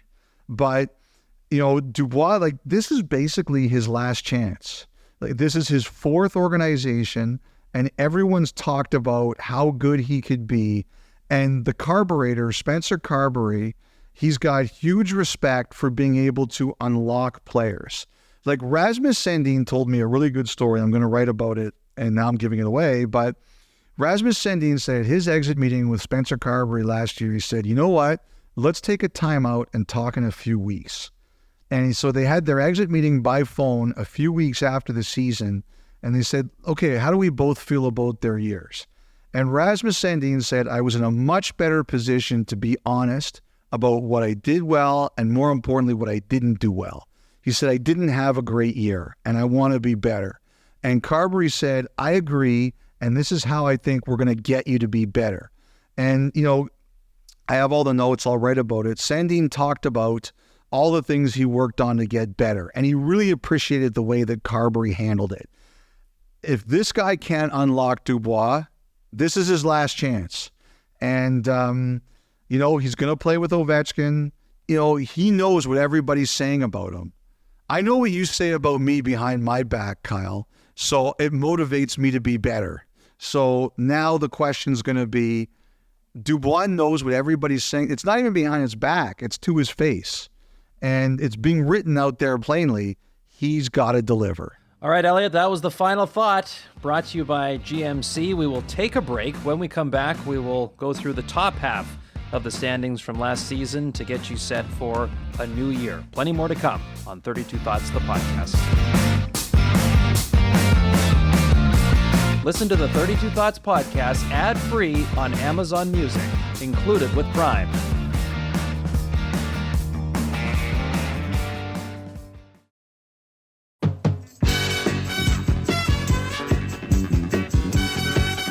We're back, and we're talking the St. Louis Blues, who once again missed the postseason last year. Drew Bannister did have the interim tag removed. He is the full-time head coach moving forward. Doug Armstrong was busy in the offseason, most notably signing Dylan Holloway and Philip Broberg, former Oilers, to offer sheets, pried them out of Edmonton. He had the great line that he would do it to his own mother if she was managing the Oilers. It sounds like his patience is wearing thin for trying to have a team again that market is proud of. He cannot stand to lose. He hates losing. And, hey, I give him credit for making our summer very interesting. I also, the Blues also now have like a cap-friendly site. If you would have told me that Doug Armstrong would have been the first GM to do that in his own site, I never would have believed it. Like, he is captain secretive. He's one of the more secretive GMs, but I give him credit for doing it. I love that line about his mother. The one thing I will say is that so someone sent me the quote about someone wrote that I wouldn't have done it to Ken Holland, but I would do it to my own mother. And so another GM sent me that quote, and they said, I think this was directed at you. And I laughed. And I said, I think that I love the quote. It's a great quote. But one thing that I would say to that is Ken Holland was a GM and Doug Armstrong was a GM together for 20 years. And he didn't offer a sheet once. He goes out the door and he offers the sheets to that team immediately. I call a bit of Pinocchio on that one. But I love it happened. It was great for hockey. The players loved it. The agents loved it. The teams didn't like it. I really felt that the Blues were going to do something. They took a run at Natchez. They couldn't get it done. I think they were one of the other teams that were interested in Cam Fowler, but I just don't think they have the room anymore to do it. I think it sends a really interesting message to your team that the status quo is not acceptable and we're going to give you help, but we're also going to give you help to get better. I think Robert Thomas becomes one of the breakout players in the NHL this year if he isn't already. I think he goes to the next level and becomes one of the true stars of the league. I think the Blues are going to be a fascinating watch. I wanted to say I watched the Torrey Krug media conference the other day. Torrey Krug is a real battler, really competitive guy. Nobody needs to be told that. I'm glad he's at peace with what he's getting, and we'll see where the future holds. But, hockey takes a real toll out of a player. The risks are high, but the rewards are high. And, Torrey Krug has taken risks with his body. He's gotten rewarded with a big contract and a great career. But I'm glad he's at peace right now with his situation and the work that needs to get done because he deserves it. He was a long shot and he made it. Yeah, he said it was an injury he had been dealing with for 6 years now. Yes. And you hope that somewhere down the line there is a path to full health, whether he's playing hockey or just living his life after hockey. So, Elliotte, let's talk the New York Islanders. Can be Patrick Waugh's first full season behind this bench. They went 20, 12, and 5 after he took over midway through the season. They got into the playoffs. Seems like, though, once again, this is a team that's trying to up their offense and find a little more goal scoring over the course of the year. I think a full year under Patrick Waugh, I think, is going to be really fascinating because they got the Waugh intensity jolt, right? Like you saw the effect he had. Now I want to see what it's like a full year, a full training camp. I think Patrick Waugh is really a bright guy. I think he has a great passion for the game. He has great demand for the game. He demands a lot out of his players. He demands a lot out of himself. He loves hockey. Everybody who's played with him talks about it much. He loves being around the rink, and he expects just as much out of himself as he does out of you. I think Duclair is exactly the kind of player that they needed. Someone with some speed, someone who's a little different from what they had. They have a lot of very similar players. He's a bit of a different player with the burst. And I think he's exactly what they kind of needed. The Islanders are a lot of like a 3-yard and a cloud of dust team, except for maybe like a guy like Barzal. I think Duclair gives them a bit of a different look. I really like that. I'm curious to see what they do with Brock Nelson contract-wise, because I think he's a huge part of the group. Not that Lamoriello's going to tell me. You know, the one thing that I'm kind of wondering about here, and you know, obviously it's tough to tell in the offseason. We'll see. I think Sorokin's been battling something. And like they have a great combination of Varlamov and Sorokin. You know, the Islanders are obviously very private. Lamoriello is obviously very private. But I heard that Sorokin's been battling something. I don't know how serious it is or isn't. The agent won't say anything out of respect to Lamoriello. I sent a note to the Islanders. They won't say anything. We'll see where this goes, but that's the one thing I've kind of heard about the Islanders that might be something to look into at the start of the year. The one thing that's going to be weird to me is for a long time, like I've turned into Islanders games just to watch Cizikas, Clutterbuck, and Martin. You know, obviously two of those guys aren't there right now. We'll see what happens, but it's a big change in their identity, but sometimes you have to change. Elliotte, the Vegas Golden Knights, no stranger to change over really since their inception back in 2017. Did you see what Mark Stone said at their golf tournament this week? Yes, Mark Stone. Another year, he kills another me. bunch of articles of writing the Golden Knights off. It should who be is good writing motivation. that? Who I haven't seen like this. I wonder does Kelly McCrimmon get people to write fake articles saying the Knights are going to be terrible? Like, who's writing that? I haven't seen any articles. Like, who thinks the Knights are going to be terrible? I actually think, they'll obviously hate to say this, but they played so long for a couple years in a row. They go out in the first round in a tough Game 7 series with Dallas. I actually thought it was the best thing that could happen to them if they're not going to win the Stanley Cup. Go out early so everybody can rest and come back next year. Like Hurdle I saw in Prague, and he's like, I wasn't myself. I'm going to be a lot better this year. That's great news for the Golden Knights. But I'm like, who is is someone writing fake articles and putting them up all over the Golden Knights dressing room about they're going to be awful this year? I don't know a single person who thinks the Golden Knights are going to be bad. They're going to be really good. And everybody knows they're going to be good. I was reading that and I was like, oh God, not this again. Nobody thinks the Golden Knights are going to be bad. Nobody with a brain. It's also a contract year for Shea Theodore. Elliotte. Heard of anything going on there yet?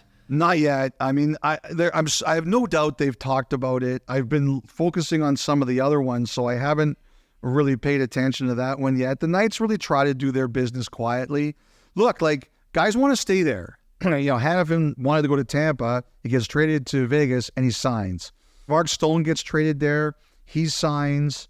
Like, a lot of their guys sign. Like, Logan Thompson got traded because he was like, I want more of an opportunity. I don't think necessarily that's going to be a problem for Shea Theodore.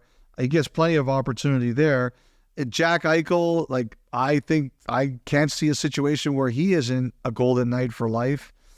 they find ways to keep people that they want. I think if Theodore wants to stay and the Knights want him to stay, I always assume that this is a place people are going to stay. Now, could there be a whopper of a contract out there that maybe he's thinking about? We'll find out. But to me, people don't generally leave the Golden Knights unless there's an obvious reason for them to do so. And, I hope this doesn't ruin Mark Stone's day, but I actually think they're going to be pretty good. I was going to be up at night. One thing I really wanted to say about the Golden Knights too, and we'll talk about this a bit with Carolina, but they were a team that really pitched the deferred money to Marchessault. And the structure that they pitched was different than the one that Carolina gave Jarvis. But I know that there were a lot of teams that really started talking about this when they heard during the season last year what Vegas was trying to do with Marchessault, but it wasn't right for the player in that structure. Okay, Elliotte, for years, you have had the line, and I've been right there with you, be wary of betting against the Tampa Bay Lightning, but this is now back-to-back years of being knocked out in the first round. We have entered a world where Steven Stamkos is no longer part of the organization. They signed Jake Gensel to a big deal, welcome back Ryan McDonough, they bring in Cam Atkinson, Zemgus Girgensons, acquired J.J. Mosier in the Sergachev deal, Connor Geekie as well in that trade. Where are you at with John Cooper and company? I think the most important thing is where they're at. The message they sent is that I don't care how many Stanley Cups we've won recently, 2 in 2 years, and then a final. Not winning is not good enough. That is what the message the Lightning have sent. They are always hungry. And Julien Brisebois, to me, he's one of the most confident people in the world. When he walks into a room, he always looks like, I'm the man with the plan, I'm confident in what I'm doing, and I get things done. That is Julien Brisebois. When he met with the media after the Stamkos thing, for the first time, I thought he looked nervous. Not because I think he was afraid of the decision he made, but he knew for the first time, Lightning fans were questioning his decision. It was so emotional for them to lose Stamkos that for the first time, he knew that his fan base was like, are we sure we know what we're doing? And it was interesting for me when I spoke to Eric Chernak in Prague, even he said it was like a huge shocker. But at the end of the day, I always believe in our organization because I know we're right. And I would bet you once Brisebois got through that first media conference where he looked nervous, I said to myself, I've never seen him look this nervous. He was like, okay, I had to do that. Now I'm back to believing in what I'm doing. And they went out and they got Gensel and they got it done. It's going to be interesting. Like, they don't have that big one-timer on the power play.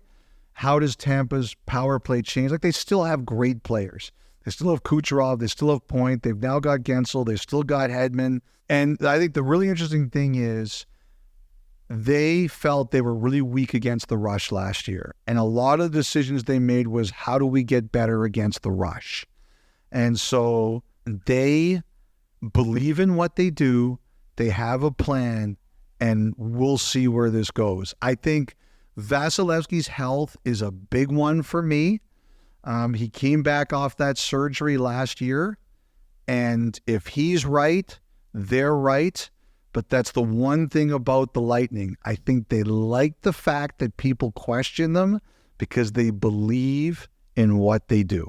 All right, to the Los Angeles Kings, Elliotte, and we talked about earlier of Pierre-Luc Dubois, now a member of the Washington Capitals. It was another frustrating end to the season for their fans, 3 consecutive first-round defeats at the hands of the Edmonton Oilers, but maybe one of the more or most positive things going forward for them, aside the fact that they have gone back to the Gretzky-era Kings logo and jersey full-time, was the breakout season of Quentin Byfield and getting a 5-year deal off of it as well.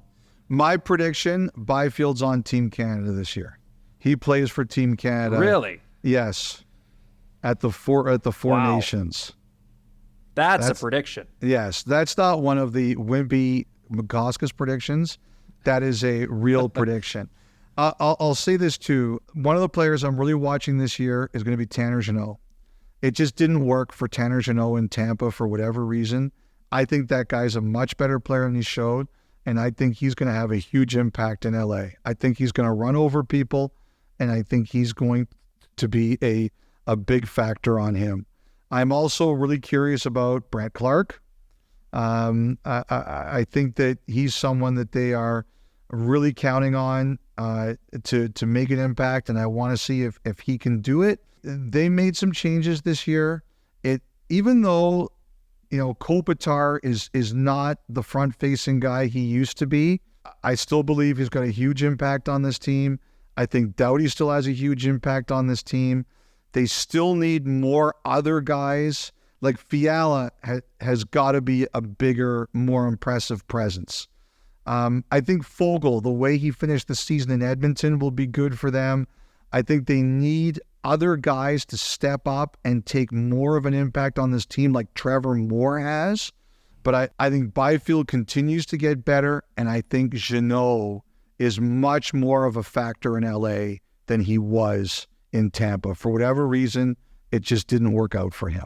And for Jeannot, we go to where he started his career in Nashville. And I think back, Elliotte, to the interview you guys did with Barry Trotz shortly after he became the GM there. You were in Nashville for the draft, and he was talking to you guys about how he would say to his staff, don't be afraid to be bold. And they were bold this summer.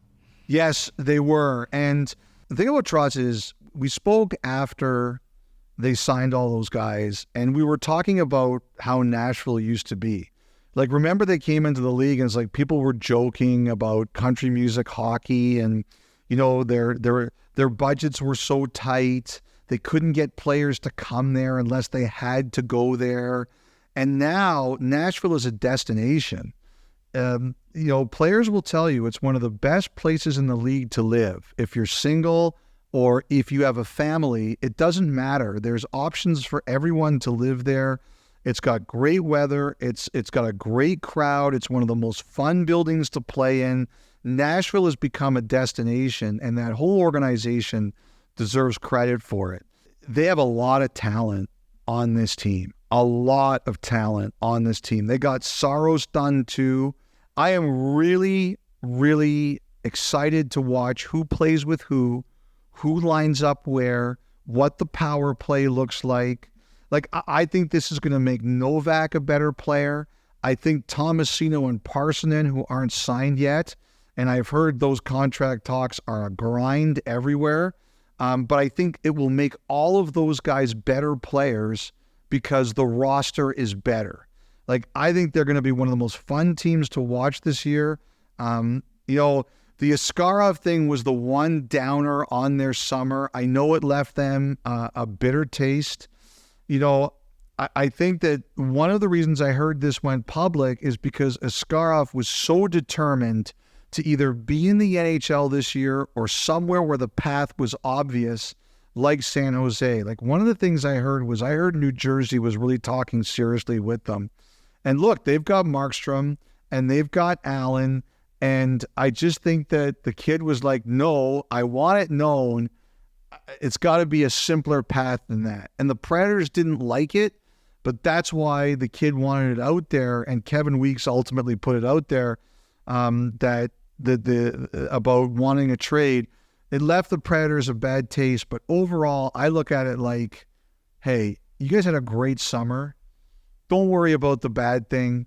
Focus on the great things because a lot of things went great, and those guys can't wait for the season to start. Okay, Elliotte, that brings us to the Toronto Maple Leafs, who have a new head coach behind the bench in Craig Berube. Austin Matthews, it was announced in the summer that he is now the 26th captain in franchise history, takes over from John Tavares, who graciously relinquished the role.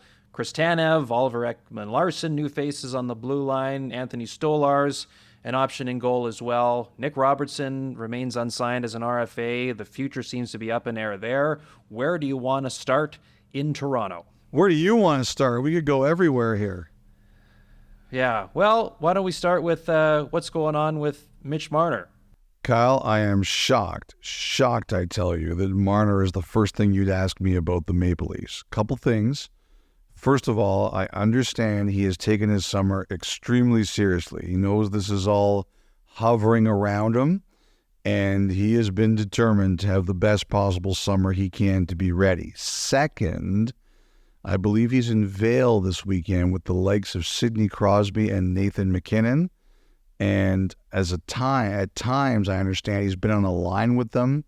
We've talked on this pod before about at a previous BioSteel camp, he played with MacKinnon as line mates, and MacKinnon's a big fan. I've heard he's looked dynamite with Crosby and MacKinnon at this Vail camp, which I believe is run by Andy O'Brien. I'm really curious to see this. I think he's taken this summer very, very seriously. The whole contract thing, it's never easy. And if you're asking me what the best thing is for the player and the team, the best thing for the player and the team is for everyone to come to their senses and find a way to ensure that he stays. But I don't even want to put a percentage down on if that's going to happen. As we know, the contract negotiations are never easy. As we also know, he takes, it's a real, Matthews, I think he wants to be the best. I've heard he's been training unbelievable. I think he demands the best of himself, and I think he sees the whole market as fuel to prove he's the best. Nylander, the guy's just got a thick skin. Very few things bother him. It takes a lot to bother him. Last year, they had him on the market all summer. He was like, I don't care. I'm going to come out. I'm going to have a great year, and they're going to have no choice but to sign me. And that's exactly what happened. And I think deep down, I think that's what Marner wants to happen too. I always believe you bet on talent. The negotiations are always so hard here and so personal. I don't know the way this is going to end. I said this also a billion times too. The agent here, Darren Ferris, he always believes in walking his guys to free agency unless you give him a reason not to. So I think he starts the year and we'll see what happens. But everyone's going to regret it if he leaves. I don't care about the playoff stuff. You always bet on talent. Always bet on talent. Always. So I'll just ask you this quickly then as a follow-up. Do you believe both sides have been talking throughout the summer about what a new deal could look like? Where do you think I don't know. I think it's been in and out. And look, he talked with Berube, and I think the two of them are very happy to work together and see where it goes. I don't know that any formal offers have been exchanged, but I think everybody knows where everybody stands here. Let's put it that way. Other than that, I like the Ekman-Larson deal. I think the Tanev deal will work fine in the short term. He's what they need. Tree Living has lusted after Tanev for a year, and he finally got him. I like Stolarz. To me, Wool's health is the big thing. I think he's a really talented goalie. He just needs to stay healthy. The Robertson thing, to this point, I'll tell you this, I am a stubborn guy.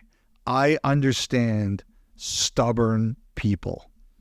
I understand them. I really do. From what I understand, he hasn't changed his mind.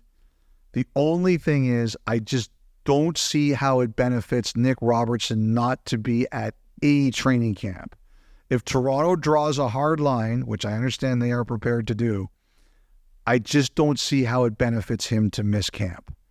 That's the one thing I would ask him. I would say, Nick, how does it benefit you not to be at a camp? And I would bet on myself. Maybe he takes a 1-year deal, sees how it goes under Berube. Believe me, I understand the stubbornness of not wanting to be somewhere, but I would ask myself, is the person I'm hurting the most by not being at a camp me? One other thing about the Maple Leafs, I believe they've had some conversation with Jake McCabe about extending him, the defenseman. I'm a big McCabe fan. I think he's perfect for them. I think he's exactly the kind of player they need.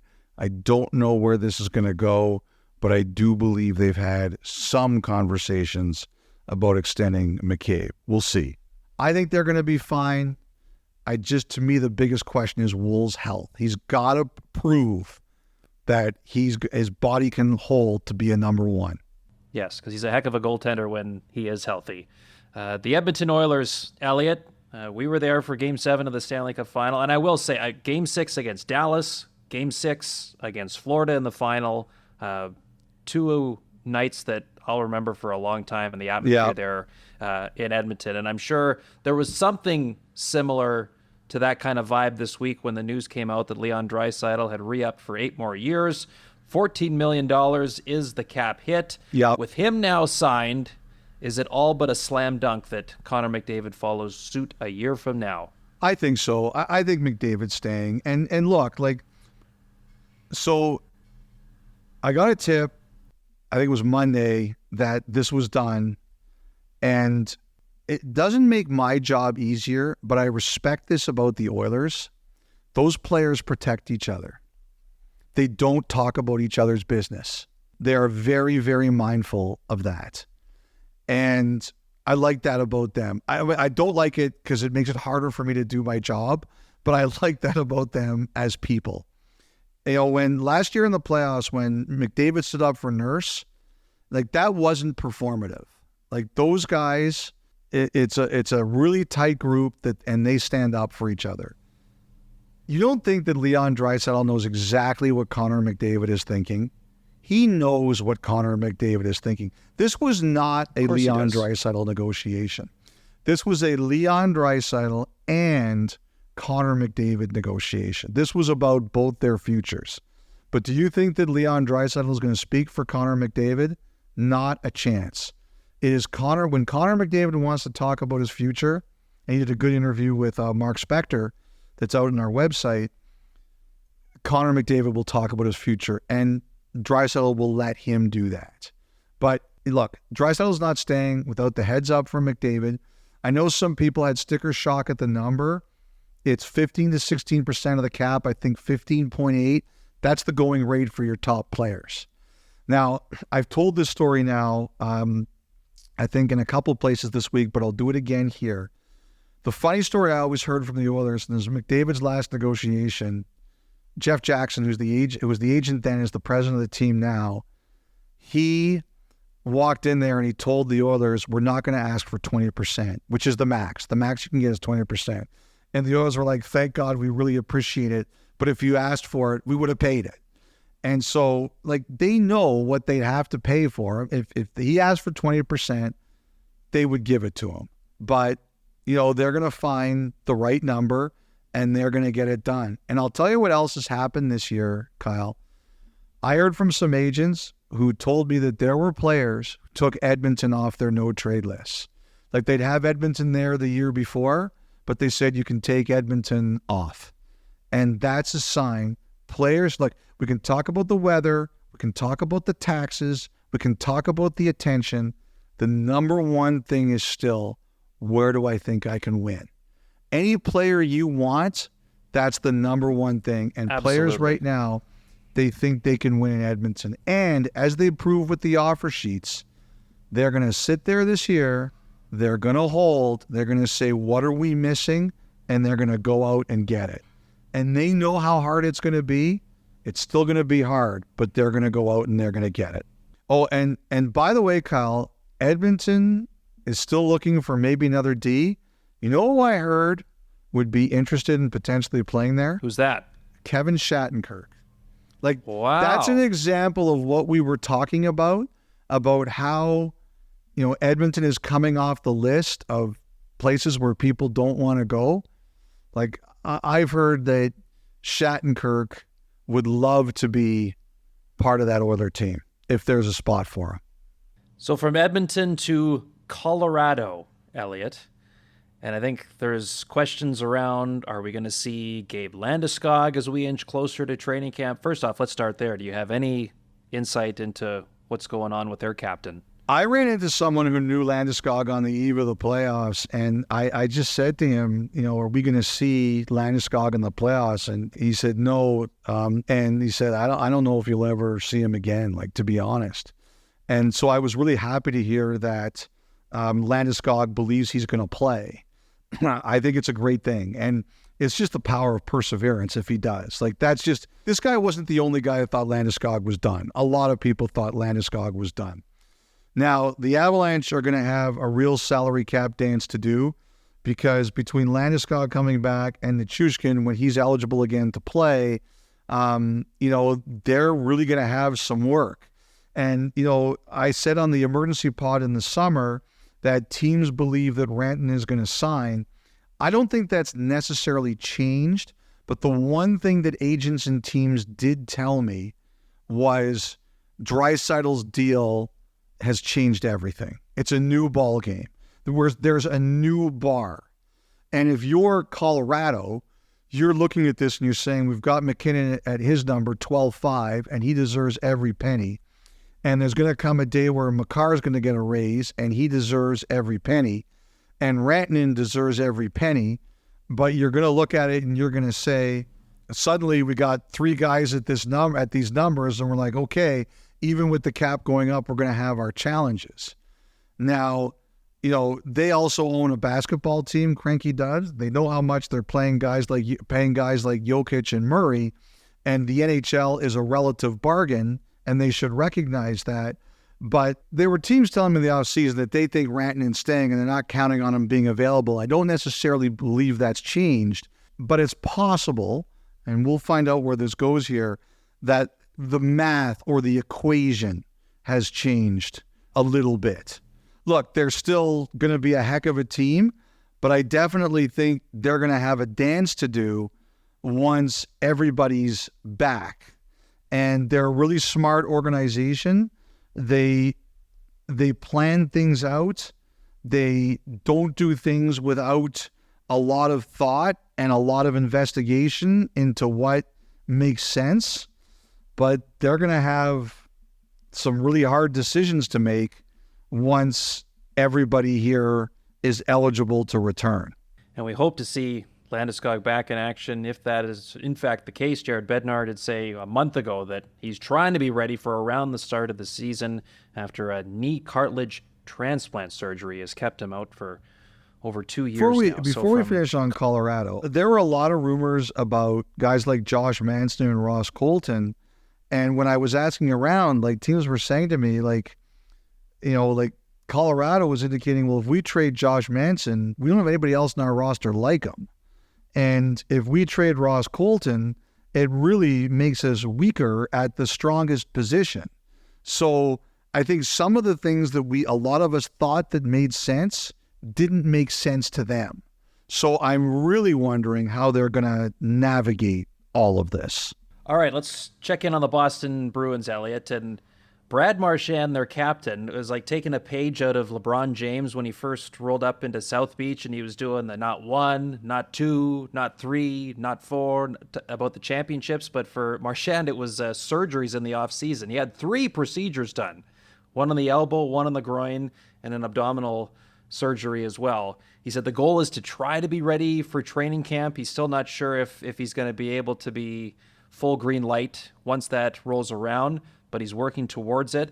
And as he continues to do that, all eyes remain on Jeremy Swayman, who is another unsigned RFA.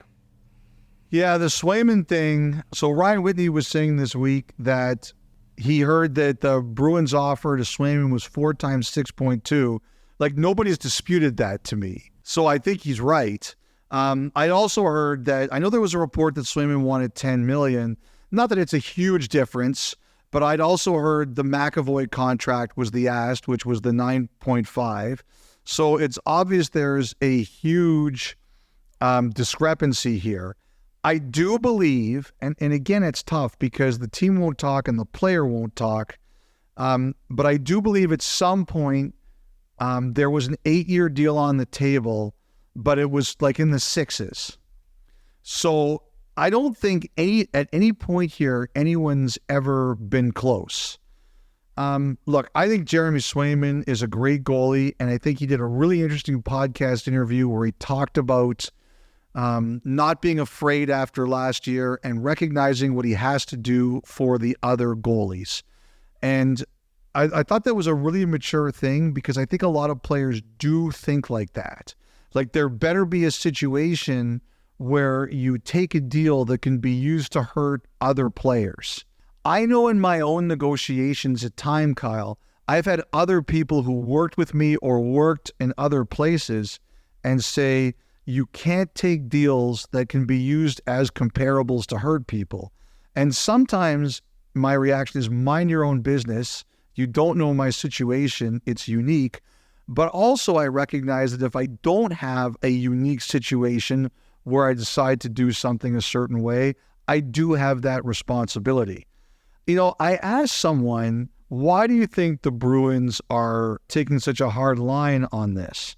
And I've gotten different reactions from, it's the Bruins, to, one guy said to me, what he thinks is going on is that while the Bruins don't disbelieve in Swayman, he's only played 132 NHL games. If you look at his last 3 years, he's played 41, 37, and 44 games. And the guy is super talented, and he's going to be a star number one, and I don't think anybody disputes that. But he thinks what the Bruins, and again, nobody for the Bruins is said by this, so understand that this is a secondhand theory. He thinks what the Bruins are saying is, we do believe in Jeremy Swayman, but he hasn't carried the full load yet. And that's why he believes they are hesitant to commit. Like, look, Charlie McAvoy, they bent on McAvoy. He went to a higher place than Bergeron went, or Rask went, or Marchand went. David Pastrnak, they had to bend with him. He said, look, if you want to keep me, this is what it's going to take. And eventually they did it. Now, I don't know what they're going to do here with Swayman, but the theory, and I think this is the best theory I've heard so far as to why they won't go where Swayman wants to go, is that Swayman's learned a lot about the way the business works in the last couple of years, and I think he really believes in himself. So you've got a team that believes in its position, and you've got a player that believes in his position, and the leverage would seem to be with the player because they've traded Ullmark, but the Bruins haven't changed their minds yet. Now, I believe that Swayman and Cam Neely met one-on-one recently to talk about this. I don't know that that's changed anything, but, I think the Bruins like the player, but haven't bent to the position. I just don't know where this one's going to go yet. I really don't, because you've got two sides that believe pretty strongly in what they want to do, and there isn't a real pressure point yet. Games are the pressure point. I just think of your line, though, Elliotte. Bet on talent. Yeah. And he is that. And he's also got it. Yes, I believe that 100%. He's got it. And the other thing, too, is, as I always say, too, if you have a cornerstone player, pay them as long as you can, because the price never goes down. Never. Correct. We'll also say just a best of luck to Judd Surratt, too, Elliotte, moving over to the TV side, replacing Jack Edwards as the play-by-play voice of the Bruins this season. Anytime I see Judd on the road, we always end up talking about this podcast, so he's another loyal listener. And by the way, don't count out the Bruins. Never count out the Bruins. We wrote them off last year. They had a great year. Don't count them out. I think Zadorov is going to be... Zadorov is going to be a huge fan favorite there. And I think Lindholm is going to help some other guys slot where they should be slotted. Got a lot of respect for how that dressing room operates. In Vancouver, Elliotte, where it was a breakout year as a team, taking the Oilers to Game 7 of the second round. A lot of questions, though, still around the health of Thatcher Demko, as it was in the playoffs, and now as we inch closer to training camp. And Archer Seelovs as well. Jim Rutherford confirming to our Ian McIntyre that both are working their way back to full health. What can you tell us about what's going on the West Coast? Well, I think the Demko thing is, boy, it's been tough. Like, Jim Rutherford is the most approachable guy on a lot of things, but the one thing that he will not break his omerta is injuries. He just does not talk about injuries. So it's really hard to pin him down on this one. There's been a lot of rumors about what procedures Demko may or may not have had. There's just a lot of mystery there because nobody will talk about it. This is what I believe. I believe that the Canucks told Demko last year before the playoffs, we need to know that we can count on you in the postseason. We don't want uncertainty. And you have to play 2 games before the playoffs before we commit to you to start the postseason. I think that's a very reasonable position to take. However, what it did was it forced Demko to rush to get back. And I'm just not convinced he was ever 100% healthy. You can understand the Canucks' position with also understanding what it made Demko do. And so Demko comes back, he wins the 1 game, and then he gets hurt. This injury, like when it comes to timelines, last year in the playoffs, there were questions, would he play, wouldn't he play, would he play, wouldn't he play? Everyone kept on telling me, no one knew. No one knew. Like, still, I have people telling me who believe that if they would have beaten Edmonton in Game 7, he could have played the next round. I have people telling me there was no way he was going to play the next round. But I believe the best intel was nobody knew. And right now, we're still in the same place. The best piece of information I've been given is quite simply, he's going to have to learn to play with this. Like, it's not something that can be fixed with surgery, but it's something he's going to learn to have to play through, and he can play through to a high level. And so we just got to see what the schedule is. Right now, I don't know that he's going to be ready for the start of the season.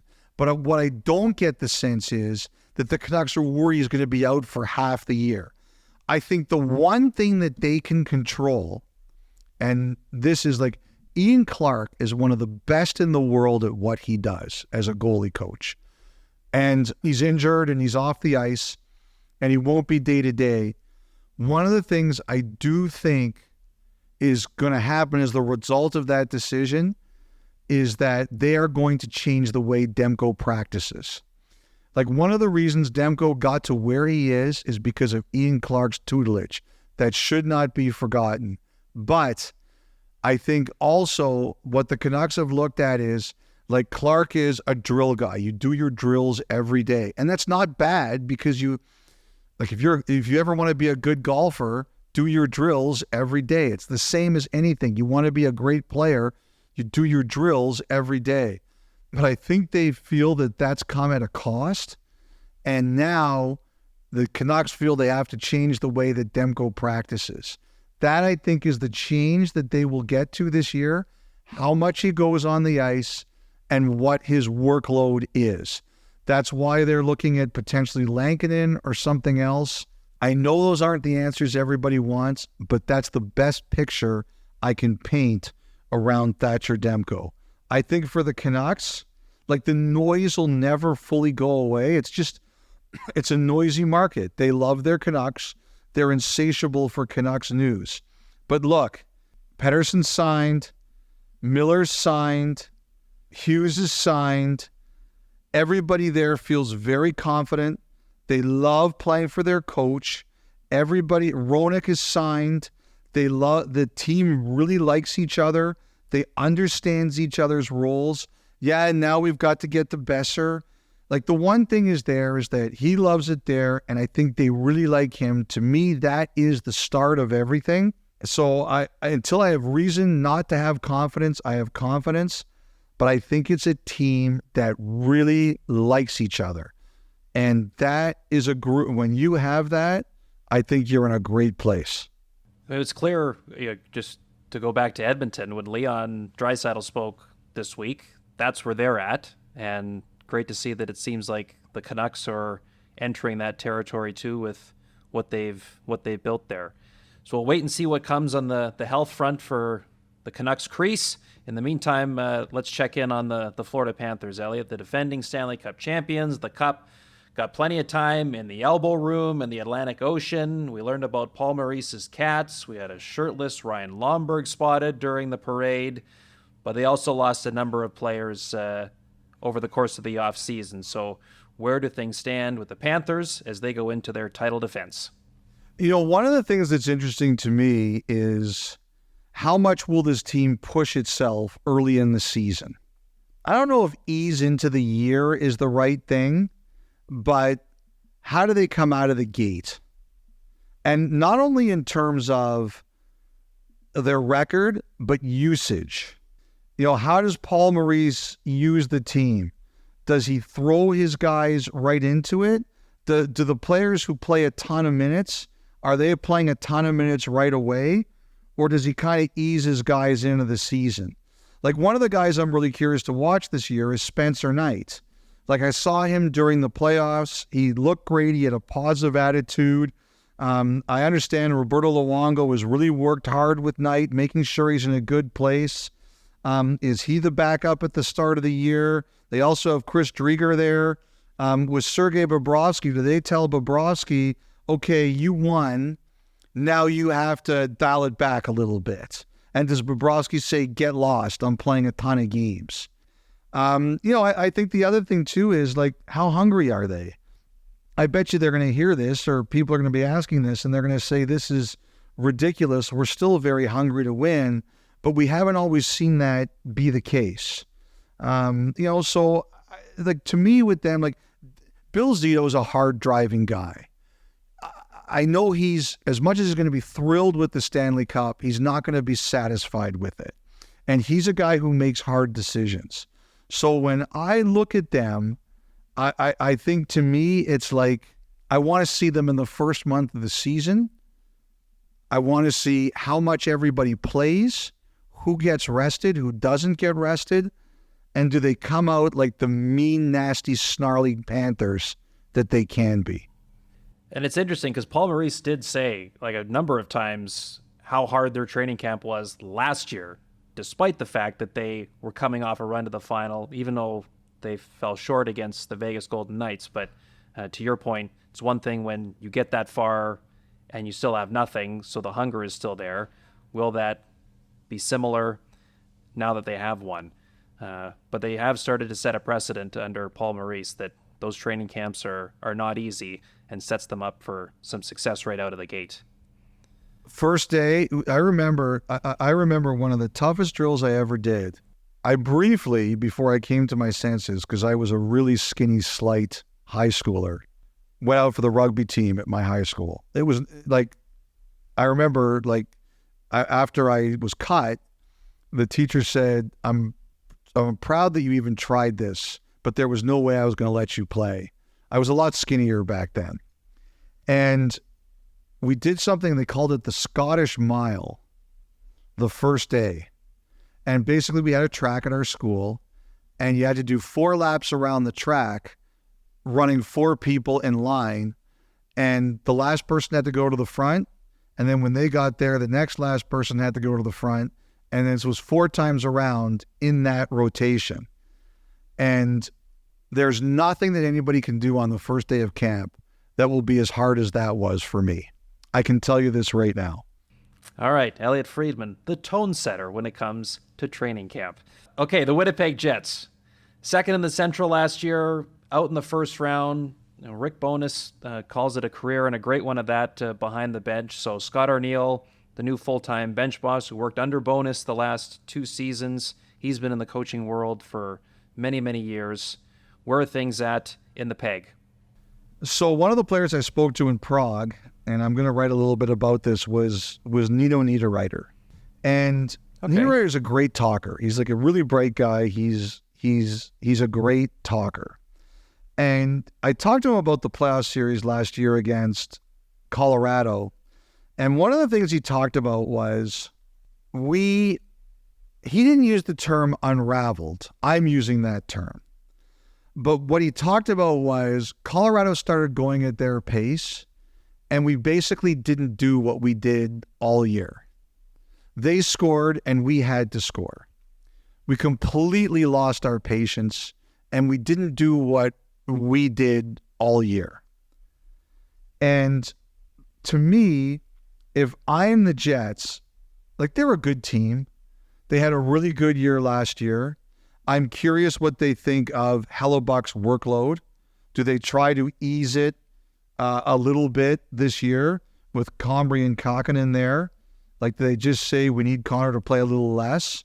Do they feel that that contributed to what happened in the postseason? But my whole year is for the Jets is about how do I drill our group so that that doesn't happen again. That we don't get into the playoffs and we panic and we fall apart. I thought Niederreiter was really good and really honest discussing why they flopped in the first round. So my whole year is about that. This year, we're not going to panic. We're going to be we're going to make sure that when we get to the playoffs, and of course you got to make the playoffs, we're not going to have a repeat of that. If we're going out the way we play. They still got a lot of really good players there. They still got a lot of players who are still trying to get the opportunity to show what they can do at the NHL level. There's the Heinolas of the world. There's the Logan Stanleys of the world. Braden, I thought they made a really good, considering what was going on with Rutger McGroarty, I thought they made a really good deal for Braden Yeager. I'm not expecting him to play this year, but I'm curious to see if he gets any rub. Brad Lambert, I'm curious to see. So Winnipeg's representative at next week's media tour is Cole Perfetti. And as of Thursday night, I was under the impression that Perfetti is still going. That's a bit different than, say, Boston. I think initially Swayman was supposed to go. Now he's not going. I don't know where this negotiation is going. Everybody's been quiet. But from what I've heard, he still likes being a Jet, and his preference is to work something out there. They have the control. I don't think there's going to be an offer sheet right now. I'm not sure what's taken so long, but the one thing you always have to check is there any reason to believe the player is unhappy there? I'm under the impression that's not the case, and Perfetti is happy being a Jet. All right, a couple more teams to get through here, Elliotte. Next up, the Carolina Hurricanes, who have been one of the quality teams in the East for a while now. Have made the playoffs every year under Rod Brind'Amour, a couple of trips to the Eastern Conference Final over that time, lost to the Rangers in round 2 last spring, and Eric Tulsky is now the new general manager. So how different do you anticipate the Hurricanes go about things with Tulsky at the helm? I don't think there's going to be a lot of difference. Eric Tulsky already had a big say in Carolina's room when it came to the decision-making. Don Waddell made a lot of the calls. He made a lot of the connections. He was the guy that knew how things worked around the league. But Eric Tulsky already had a big voice. And that doesn't change at all. I think what's interesting is Carolina had some things that didn't go their way this offseason. Gensel, they hoped to keep him. He felt they waited too long, and he chose to go to Tampa Bay. They still kept Slavin. Like Aho and Necas talked about this in Prague, about how they know people are looking at them like they're not as good. But we still have a lot here. They lost Brady Shea. They lost players. They lost Pesci. They lost players who were good for them. And for the first time in a while, there's a bit of question about what they can do. Some of their fans wanted to see Necas sign for longer. He wanted to do this, and, he can be free in 2 years. He wants the options. I think it's a really interesting gamble by team and player, and Necas knows, he talked like a guy who knows that it's on himself to prove it, that he's as good as people think he can be. And I like the message he sent. He said, look, I told Rod Brindamore I want more time. And he said, Rod Brindamore told me, you've got to prove that I can trust you in those times you don't get. And he's determined to show it. I like that. I still think this is a team that makes a lot of smart decisions, and I wouldn't bet against them. Aho is a great player. Slavin is a great player. Count them out at your own peril. The Jarvis thing is really interesting. Like I talked about with Vegas, they pitched this to Marchessault, the deferred money. I had a player tell me last week, and he said, don't use my name, but you can use my situation. He's in a high tax place, but his plan when he retires is to move to a place where it's lower taxes. And the team went to him and said, we know this, and if you want, we can defer money until you're in that low tax place, which would have been years down the road. And he said, no, he thought about it, and then with financial advice said, no, I'm not going to do that. Vegas wanted to do it with Marchessault, and a lot of teams talked about, I heard, Vegas's approach. Like, that's where this kind of came from, was the Vegas idea. The difference between Vegas and Carolina is Vegas really wanted to punt Marchessault's money down the road. Like, he's 33, 34 now, and he would have collected it later. Nobody would tell me exactly when later, but it was later, and times significantly later, and it wasn't as big a chunk as money as Jarvis will get at the end of this deal. What Carolina tweaked here was they put the deferred money closer. It was a lot closer than what Vegas was willing to do. So that was the tweak that Carolina made that got Jarvis to say yes. Now, a lot of people are talking about this is going to happen more and more and more. My initial reaction is, no, it won't. I think a lot of advice I'm hearing is people saying to players, don't do this. But they had an agent here in Jerry Johansson who really worked to make sure the money was protected. They had a player here who was willing to do it. And they had a team here in Carolina that said, you won't have to wait 10 to 15 years for the money. You're going to get a huge chunk in 8 years the day after this contract ends. And that's why everybody was willing to do it. They took sort of Vegas's idea and they improved on it. But I still, a lot of the reaction I get is most people, like I had once time in my career, I was offered deferred money and I took it to an advisor and he said, this deal isn't worth it. I think maybe some players who are older, who've already made a ton of money, might be more willing to do it. I wonder if Jarvis is going to be a one-off. Slavin did a little bit deferred too, but it's interesting, and I always appreciate new ideas. And I think the difference between what Carolina did and what Vegas was willing to do with Marchessault is that there was a bigger chunk of money closer to now. I think with Vegas, it was later on, and that's ultimately, I think, why Marchessault rejected it, although Vegas did try it. All right, the Dallas Stars, Elliotte. First in the West last year, went through, talk about a murderer's row in the playoffs before falling to Edmonton in Game 6 in the conference final. Some changes to their blue line. They bought out the final year of Ryan Suter's contract. They welcome in Matt Dumba, Brendan Smith, Ilya Lyubushkin, brought back Matt Duchene. I'm really not looking forward to an NHL now without Joe Pavelski, part of it playing at least anyways, and the havoc that he caused around the net for so many years. But sense in Dallas is like, this is a core that's ready to take another crack at this thing after how close they were a season ago. Well, and also they got to get an extension done with Thomas Harley. And yes, they do. One of the things I heard there was, I'm sure everybody would love to sign him long term. I just don't know if they have the flexibility to do it. That's the issue, I think there. It's just that, like, they have a lot of big extensions that are coming. Eventually, obviously Wyatt Johnston's going to get one. At some point in time, you're going to have to extend Jason Robertson again. You're ultimately thinking, you're looking at guys like Stankoven, and you're going to look at guys like Maverick Bourque, and you're hoping that they're going to be big parts of it too. Jamie Benn and Tyler Seguin are getting close to the ends of their deals. Like, do you see Jake them Ottinger. in your Jake Ottinger, right? Like, they've got a lot of contract work that needs to get done over the next little while, and every decision they make is part of that. They definitely take a long-term view of their roster. I think Dallas is going to be great again. I have no reason to believe that they're going to take any kind of step back. I think they continue to turn over the roster to their younger players. Good players want to play there.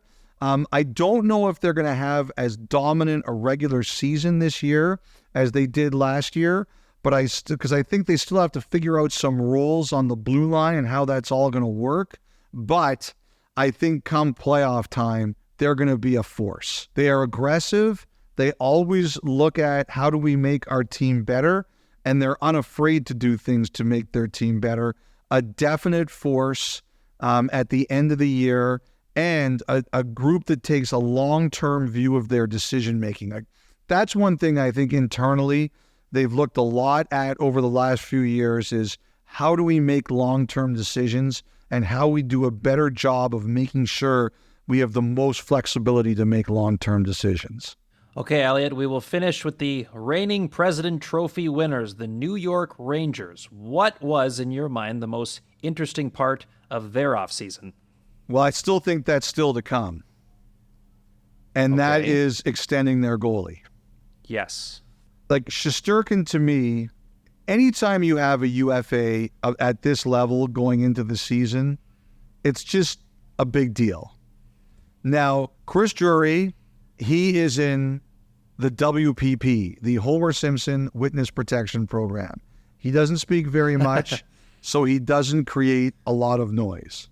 Shesterkin doesn't speak very much, so he doesn't create a lot of noise.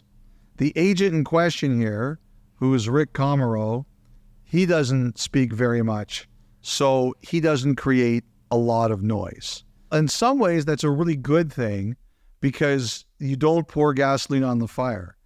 In some ways, it's a bad thing because then everybody else speculates because nature abhors a vacuum. I think the Rangers know that this is going to be a big number. And I wouldn't be surprised if he's going to be the number one paid goalie in the NHL. And I just think it's a matter of getting there. And I think the Rangers recognize this. I think they know that that's where this is going to go. And just when it's going to happen or how exactly they get to the exact number, what that is still to be determined. And, other than that, I really like their team. I expect in the middle of all this, Shesterkin's still going to do his business. I don't think he's going to be rattled by it. I still think he's going to be Shesterkin. I really like their roster.